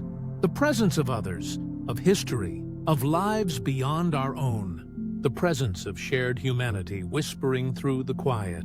It may be that this awareness, this gentle recognition that we are all bound together by the invisible thread of consciousness, is the universe's way of holding itself in unity. Not a web of control, but of remembrance. Not to trap, but to remind. And so the thread continues, through dreamers and thinkers, through the living and the gone, through stars and cells and all that lies between. It ties every story to the next, every breath to another's. Perhaps that is what love truly is. The feeling of the thread vibrating when two consciousnesses recognize themselves as one. Soon, we will follow this thread deeper still, to wonder if it extends beyond humanity into the wider dreaming of the cosmos itself. But for now, let this truth linger softly. In dreaming, in thinking, in simply being, we are never alone. Every thought is shared light, every life, a shimmer on the same unbroken strand of awareness that holds the universe together in its quiet, eternal dream. From here, the current begins to slow. The long drift through memory and mystery softens, as though the mind itself knows it is nearing the edge of a vast dream. Every journey, even one through time and consciousness, must one day circle back to stillness. The gentle return is not an ending, but a quiet resurfacing, a breath after the deep waters of imagination. We have wandered far, through landscapes older than history, through the cities that rise within us each night. We have listened for the voices beneath the mind, and for the faint murmur of civilizations long gone, their echoes moving like wind beneath the skin of sleep. We have imagined consciousness before the first brain, the universe as its own dreaming self, and the hidden thread that connects each dreamer to all who ever were. And now, as that great arc bends back toward the familiar, we begin to sense how those ideas were never really separate. They were fragments of a single pattern, a quiet rhythm repeating through everything that is. In the distance, the first light of dawn begins to touch the dream. Shadows lift from the ancient cities of thought we've built in the dark. Towers and rivers dissolve back into mist. Yet, something remains. Not the images themselves, but the feeling of having touched something infinite. Something that does not vanish with waking. The dream fades, yes, but its echo endures. It hums in the background of our days. A soft reminder that every moment carries more depth than it seems. You, drifting now, carry that echo too. It lingers in the way you pause before speaking, in the sudden pull of recognition at a stranger's face, in the hush that falls when you look at the stars. These are small awakenings, glimpses of that larger continuity we have been tracing, the memory that time could never quite erase. Perhaps this is what it means to remember what was never ours, to feel history not as story, but as presence.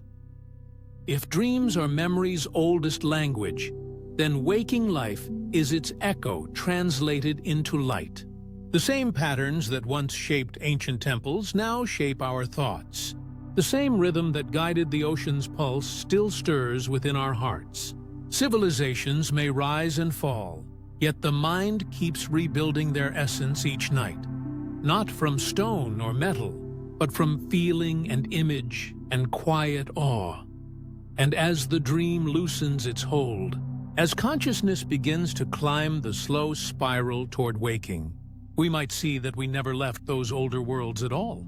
They are built into us, in the way we long for connection, the way we fear forgetting, the way we keep asking questions that can never fully be answered.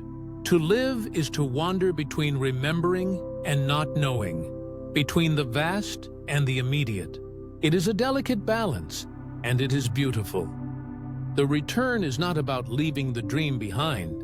It is about bringing its wisdom home, the stillness, the humility, the comfort of uncertainty. These are the gifts the dream offers to waking life. The awareness that everything is connected, that consciousness stretches further than we can imagine, and that mystery is not something to solve, but to accompany. Outside the window, perhaps there is the first sound of morning, the distant rustle of life returning. It feels familiar, yet somehow renewed, as though the world itself has dreamed alongside you. Maybe it has. The same earth that holds your footsteps also holds your sleeping thoughts, your memories, your quiet reveries. You are part of its dreaming, and it is part of yours. Soon, the sharp edges of daylight will begin to form again. Names, places, plans. The infinite will fold itself into the finite once more. But even then, the resonance of this journey will stay within reach. Like the fading warmth of a candle or the scent of rain long after the storm has passed, something will linger. A reminder that the boundary between the known and the unknown is thinner than we think. There is gentleness in this realization. To wake is not to abandon the dream, but to continue it in a new form. The same curiosity that wandered through cosmic oceans will turn now toward the simple miracle of being here. Breathing, thinking, aware. What was once distant and speculative becomes intimate. This heartbeat, this thought, this fleeting moment. And maybe that is how every great mystery concludes. Not with answers, but with attention. With the quiet act of noticing that everything, from the oldest fossil to the newest dream, belongs to the same unfolding story. We do not stand apart from it. We are written into it, line by line, dream by dream. So let the images fade softly now. The ancient cities, the dreaming stars, the thread of consciousness glimmering across time. They are still there, beyond the edge of waking, waiting to be rediscovered when night comes again. For now, the dream has done its work. It has reminded us of the wonder that exists between beginnings and endings, between knowing and mystery. Perhaps, as you open your eyes to the light, a part of you still listens for the echoes, faint but enduring, of everything that once was and might yet be, the civilizations within, the universe that dreams itself, the quiet thread that binds all memory to all time. They remain even as we rise. The dream withdraws, but the silence it leaves behind is full. Not empty, not gone, just resting. And in that silence, something deeper whispers.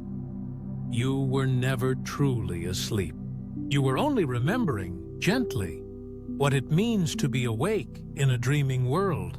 And now, as all great questions begin to settle into their own silence, what remains is not an ending, but a gentle continuation. The story, like a river moving beyond the bend, never truly concludes. It only becomes softer, its current slower, its voice lower, until it merges quietly with everything that flows beside it.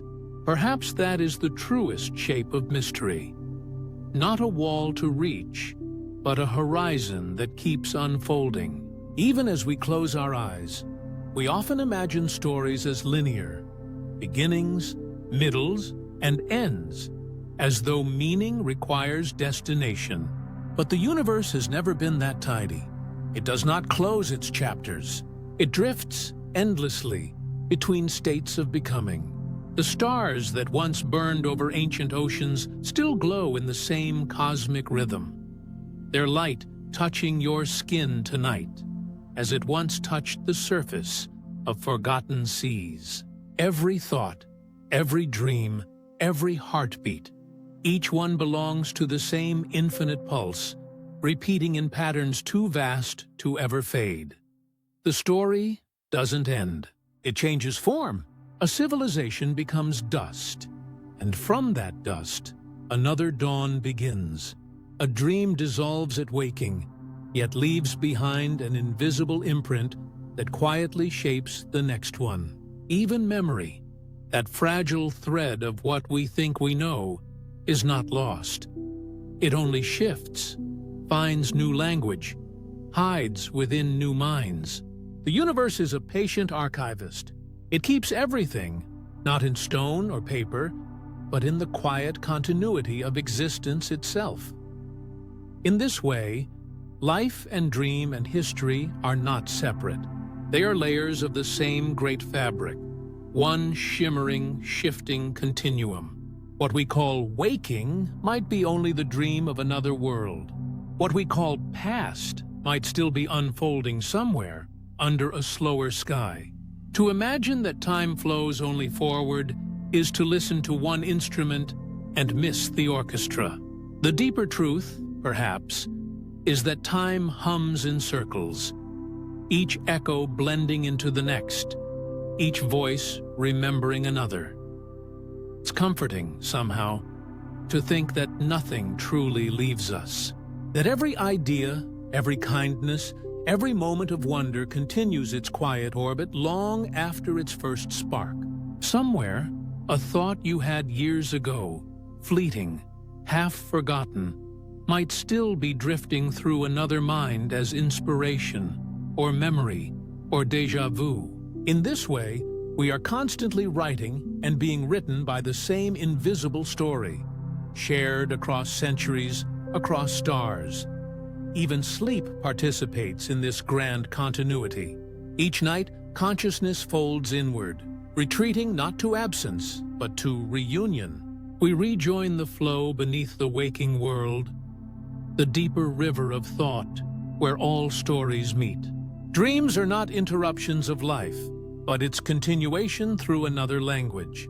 They are the soft grammar of existence, the syntax of what cannot yet be spoken aloud. If one listens closely, perhaps one can sense that this has always been the rhythm of things. A wave rises, breaks, and returns. A breath fills, releases, and fills again. A lifetime blooms and fades, and in its fading, seeds another. The universe breathes in the same way. Expansion, contraction, stillness. A cosmic heartbeat echoing through every atom. We are part of that rhythm. We are not the observers of continuity. We are the continuation itself. And in that awareness comes peace. Because to know that nothing ends is to be freed from the fear of endings. Change becomes less a loss and more a translation. One form speaking quietly into another. The tree that falls becomes soil. The star that dies becomes light. The silence after a thought becomes the cradle for another to rise. In every vanishing, something remains. You, drifting now, are part of this ancient and endless motion. The cells that form your body were once parts of mountains, rivers, and stars. The breath you take was breathed before by forests, by oceans, by countless unseen lives. The thoughts that visit you are shaped by centuries of dreaming minds. Philosophers, wanderers, children staring at the same moon. You are not apart from history. You are its continuation, translated into the language of this moment. Perhaps that is why sleep feels like returning, not to oblivion, but to belonging. In that dark, quiet expanse, consciousness unravels into its original simplicity, a small current returning to the sea. There, the boundaries between past and present soften, and the self becomes part of something wider, the collective breathing of existence itself. The mystery doesn't stop there. It waits, patient and unbroken, until morning light begins to stir it awake again. And when we open our eyes, it is still there, disguised as routine, as sunlight on the floor, as the quiet hum of morning life. The great continuum doesn't vanish with waking. It only hides in plain sight. The mind, with all its focus and names and measurements, forgets to see it. But it's there, in the unspoken connection between one moment and the next. Imagine, for a moment, that the universe dreams through us. That each person, each life, each era is a sentence within an endless dream. There is no final line, only pauses, soft breaths between thoughts. The story of everything is still being written, not by hands, but by existence itself. It's written in light and gravity, in the pulse of the heart and the slow erosion of mountains. It's written in the rhythm of your sleep.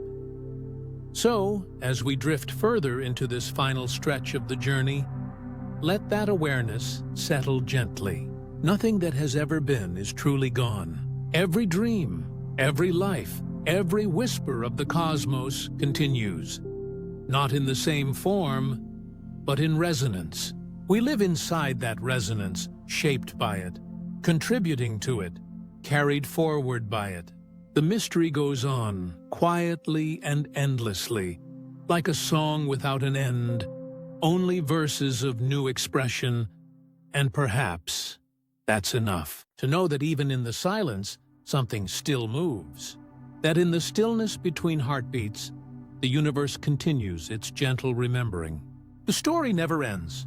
It simply becomes softer, softer until it feels like peace.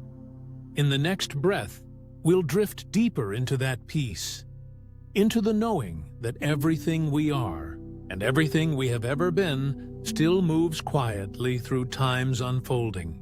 But for now, just let the thought rest here. Life does not stop. It only changes its rhythm. The river flows on. The dream continues, and so do we. Carrying that quiet thought onward, we might begin to wonder what exactly is being carried within us. What it is that moves through the hidden chambers of mind and memory. Perhaps, beneath the surface of our waking lives, something older is keeping watch. Something that remembers what we have forgotten. You could call it the self, or the soul, or the subconscious, but names barely matter. What endures is the sense that deep inside, there is a keeper of echoes, a silent archivist who never sleeps. Every heartbeat, if one listens softly enough, sounds like a drum from long ago. Its rhythm is not merely biological, but historical. A resonance inherited from the first creatures who felt the thrum of life within liquid darkness. Before lungs drew air, before language drew meaning, there was pulse.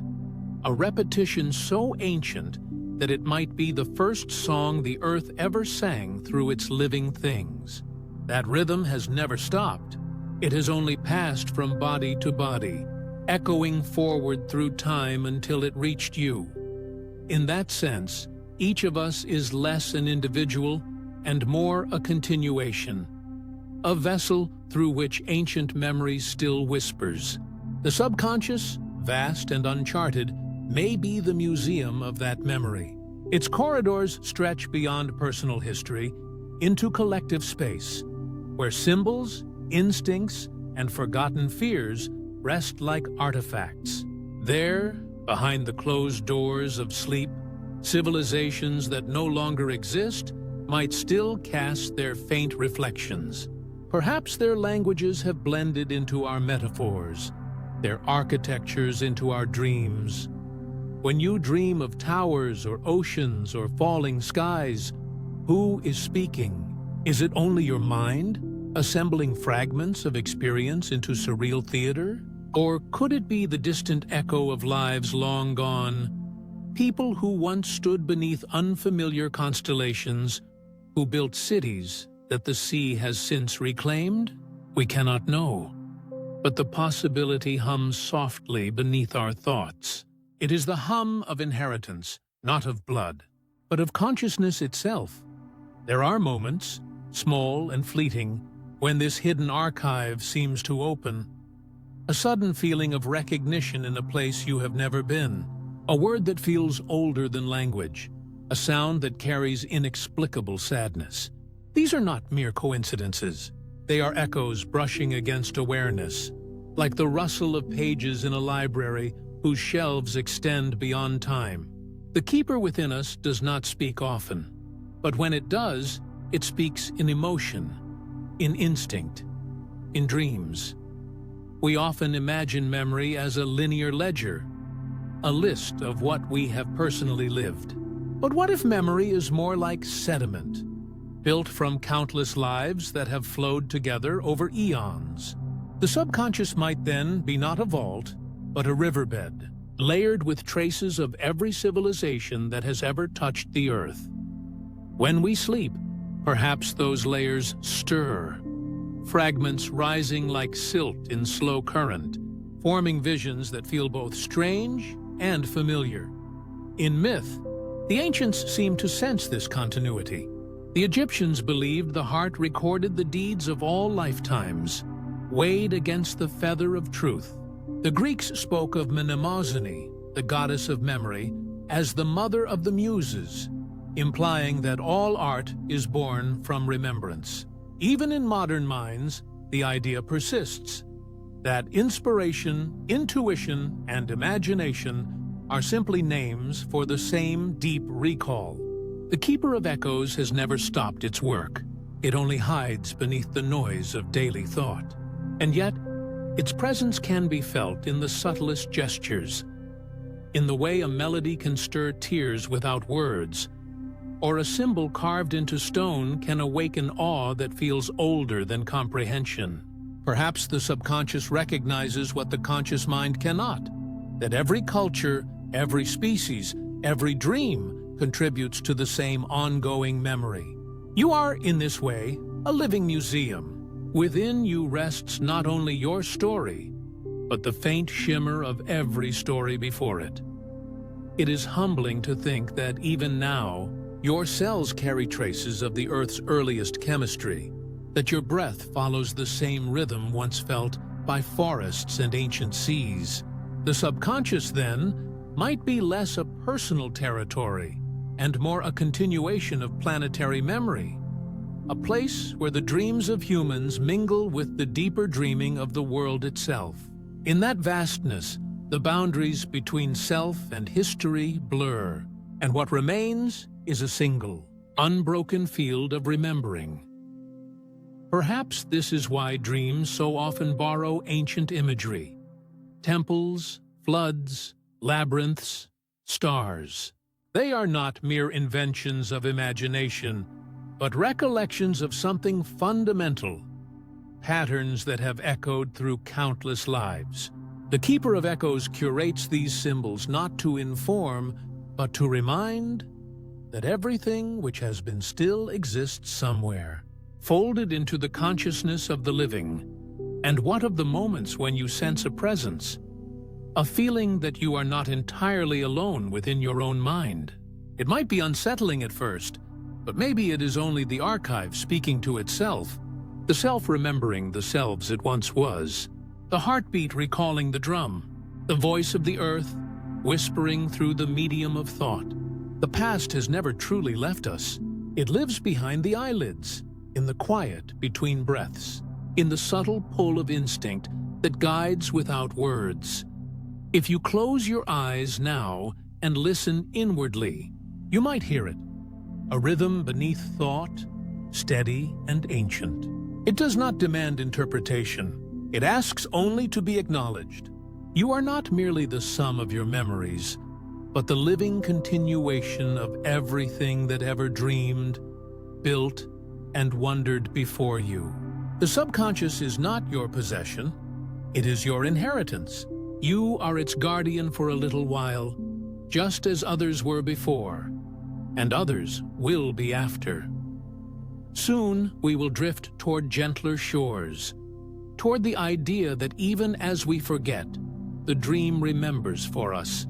But for now, let this image remain. Within you, a vast library hums softly, its shelves filled with the echoes of worlds unseen.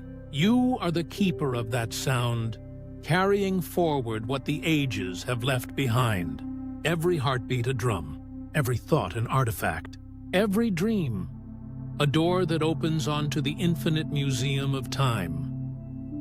If you are dreaming now, let the edges of this moment soften. The story has carried you far, and now it carries you gently inward. Not into thought, but into stillness. You don't need to hold anything anymore. Every word that came before this one can fade like distant waves, retreating quietly into the dark. What remains is simple. You, breathing, resting, held by something larger than you can name. You are safe. That is the first and oldest truth of dreaming. Not a promise, but a recognition. Safety is what allows the mind to drift, to dissolve its boundaries, to let go of the day's weight. As you drift here, the world outside continues to turn. Stars moving in their unhurried orbits, oceans folding into their own tides. Somewhere, dawn is already rising, but here, the night remains, vast, quiet, and endlessly patient. Perhaps you've already begun to feel it. That strange suspension where time loosens its grip, where memories from long ago blend with images that never were. This is not confusion. It is continuity.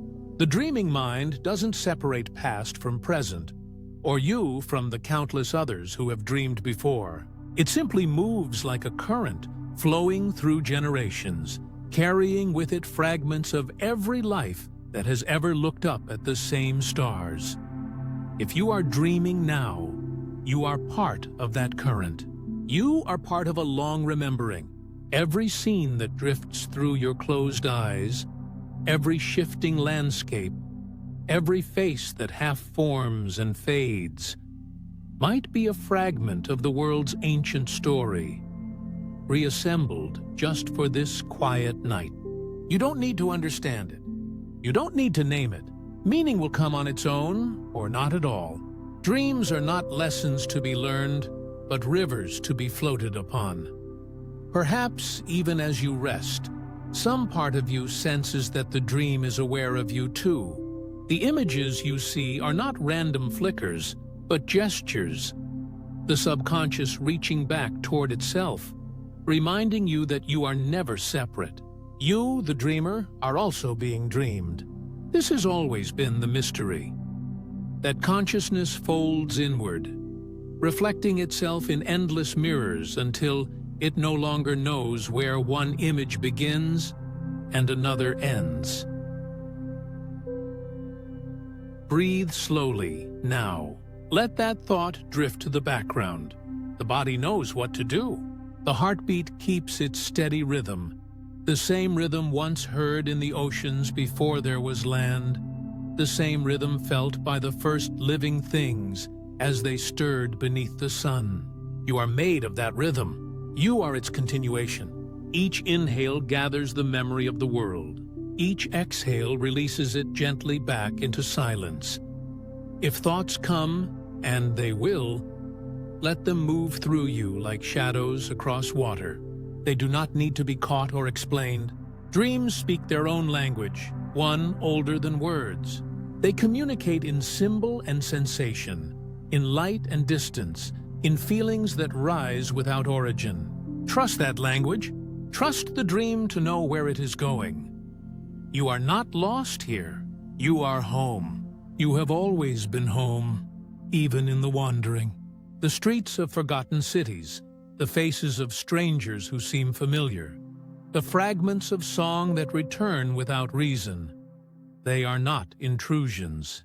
They are the dream's way of saying, you belong to this vastness. You are a continuation of everything that ever wondered what it was to exist. The universe, in its quiet way, has been dreaming itself for billions of years. Stars collapse and are reborn. Planets form, sleep, and wake again. Through it all, consciousness drifts like light through water, gathering experience, shaping memory. And tonight, you are one small point in that great dreaming, a flicker of awareness resting within the endless tide. The fact that you are here, hearing these words, breathing this air, feeling this peace, that is the dream, alive and aware of itself. There is no need to do anything, no need to analyze or interpret. The mind, when it stops trying to solve, becomes like a still pond, reflecting the night sky perfectly. That is the gift of rest, to allow existence to simply be, without reaching, without striving. You, drifting now, are part of that stillness. The dream will hold what needs holding. It will remember what you forget. Sometimes a dream is not just a vision, but a kind of healing. The psyche reorganizing itself in silence.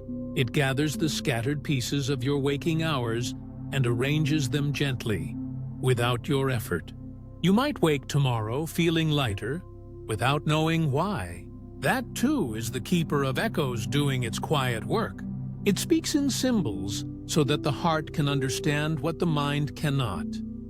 If you find yourself between waking and sleep, balanced on that thin threshold where reality blurs, stay there a little longer. It is a sacred place.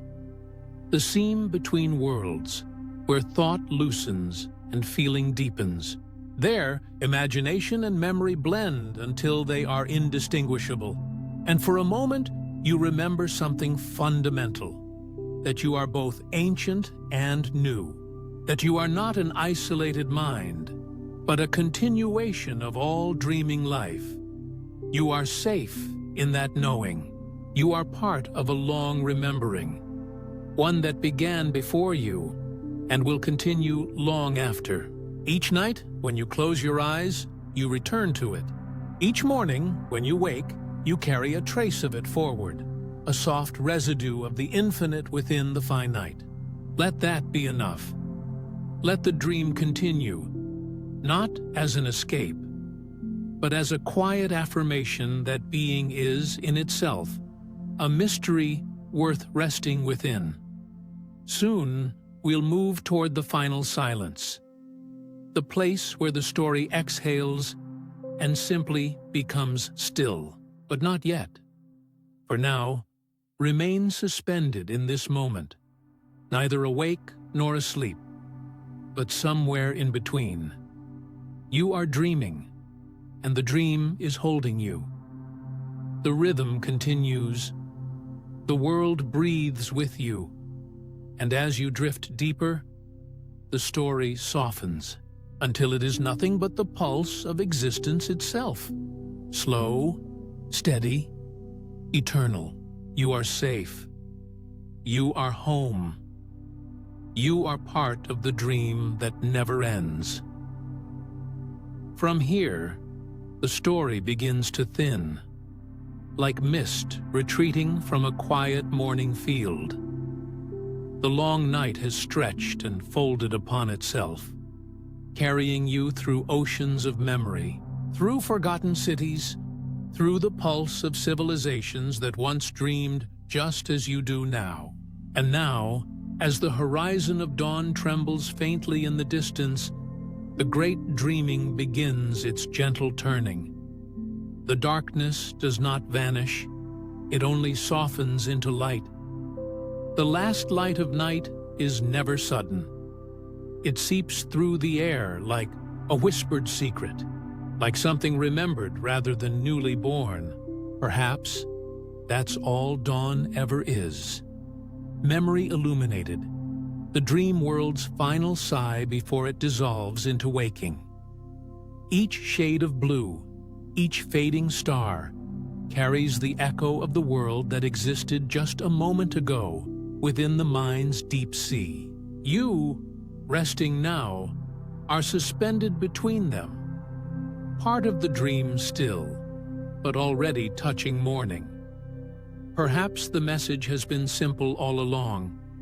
Dream and keep the past alive, not through monuments or archives, but through the soft continuity of feeling.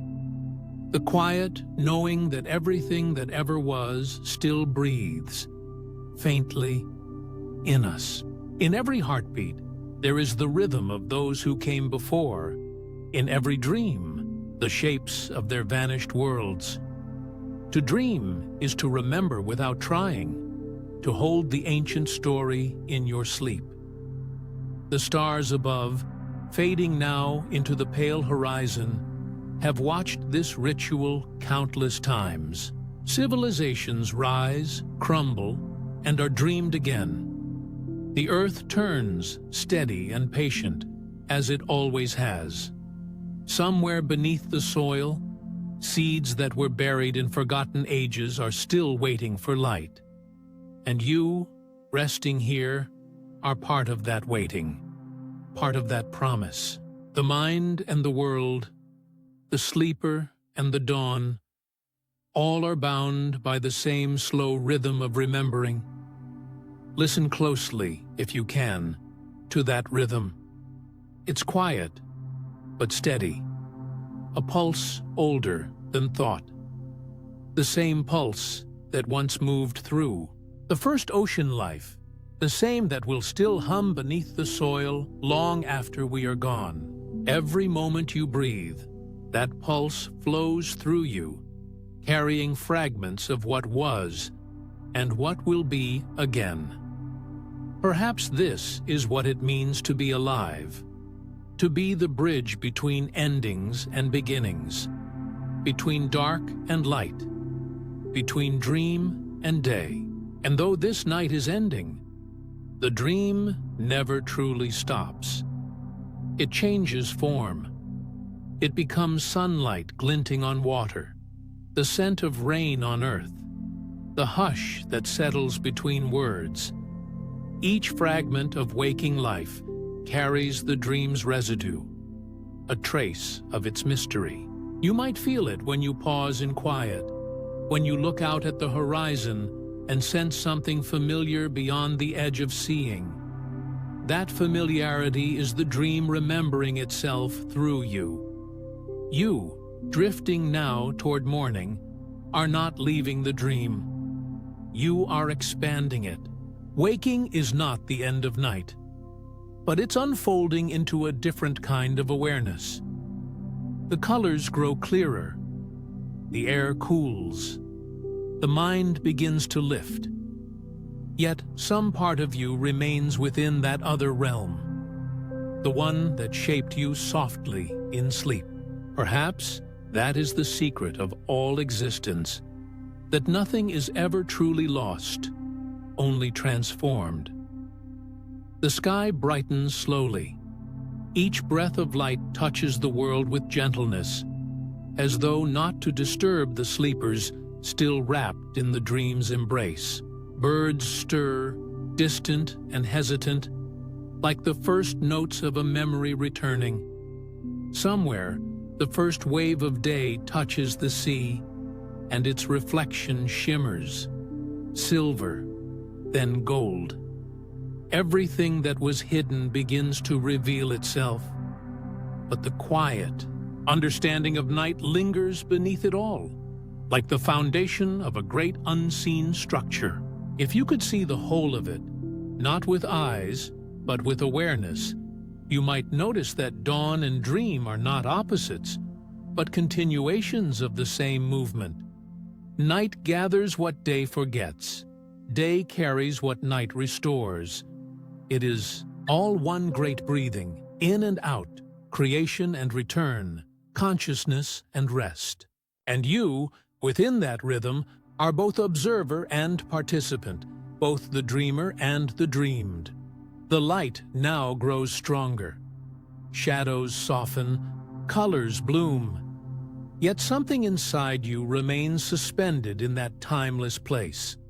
The place where stories, civilizations, and stars all meet in silence. You can carry that silence with you, even as the world wakes. It does not vanish. It becomes the stillness behind your thoughts, the calm between your heartbeats, the deep memory of belonging that does not depend on understanding. Perhaps that is the message, carried through all these hours, through all these layers of wonder and unknowing, that the world dreams through us, and that we, in turn, keep its story alive. Each night we return, and each morning we begin again, slightly changed, slightly more connected to the vast, quiet continuity beneath time itself. And so, as the final shadows of night dissolve into the soft light of dawn, let the words fade too. Let them become nothing more than the hum of existence. Gentle, steady, infinite. There is nothing left to explain, no mystery left to solve. Only the endless unfolding of being, breathing, remembering. Sleep well, traveler of dreams. The world will wait for you, patient as ever. The sun will rise, the earth will turn, and the great dream will continue within you, around you, beyond you. And if you dream tonight, when darkness falls again and the tides of consciousness draw you back beneath their surface, remember, you are ancient too.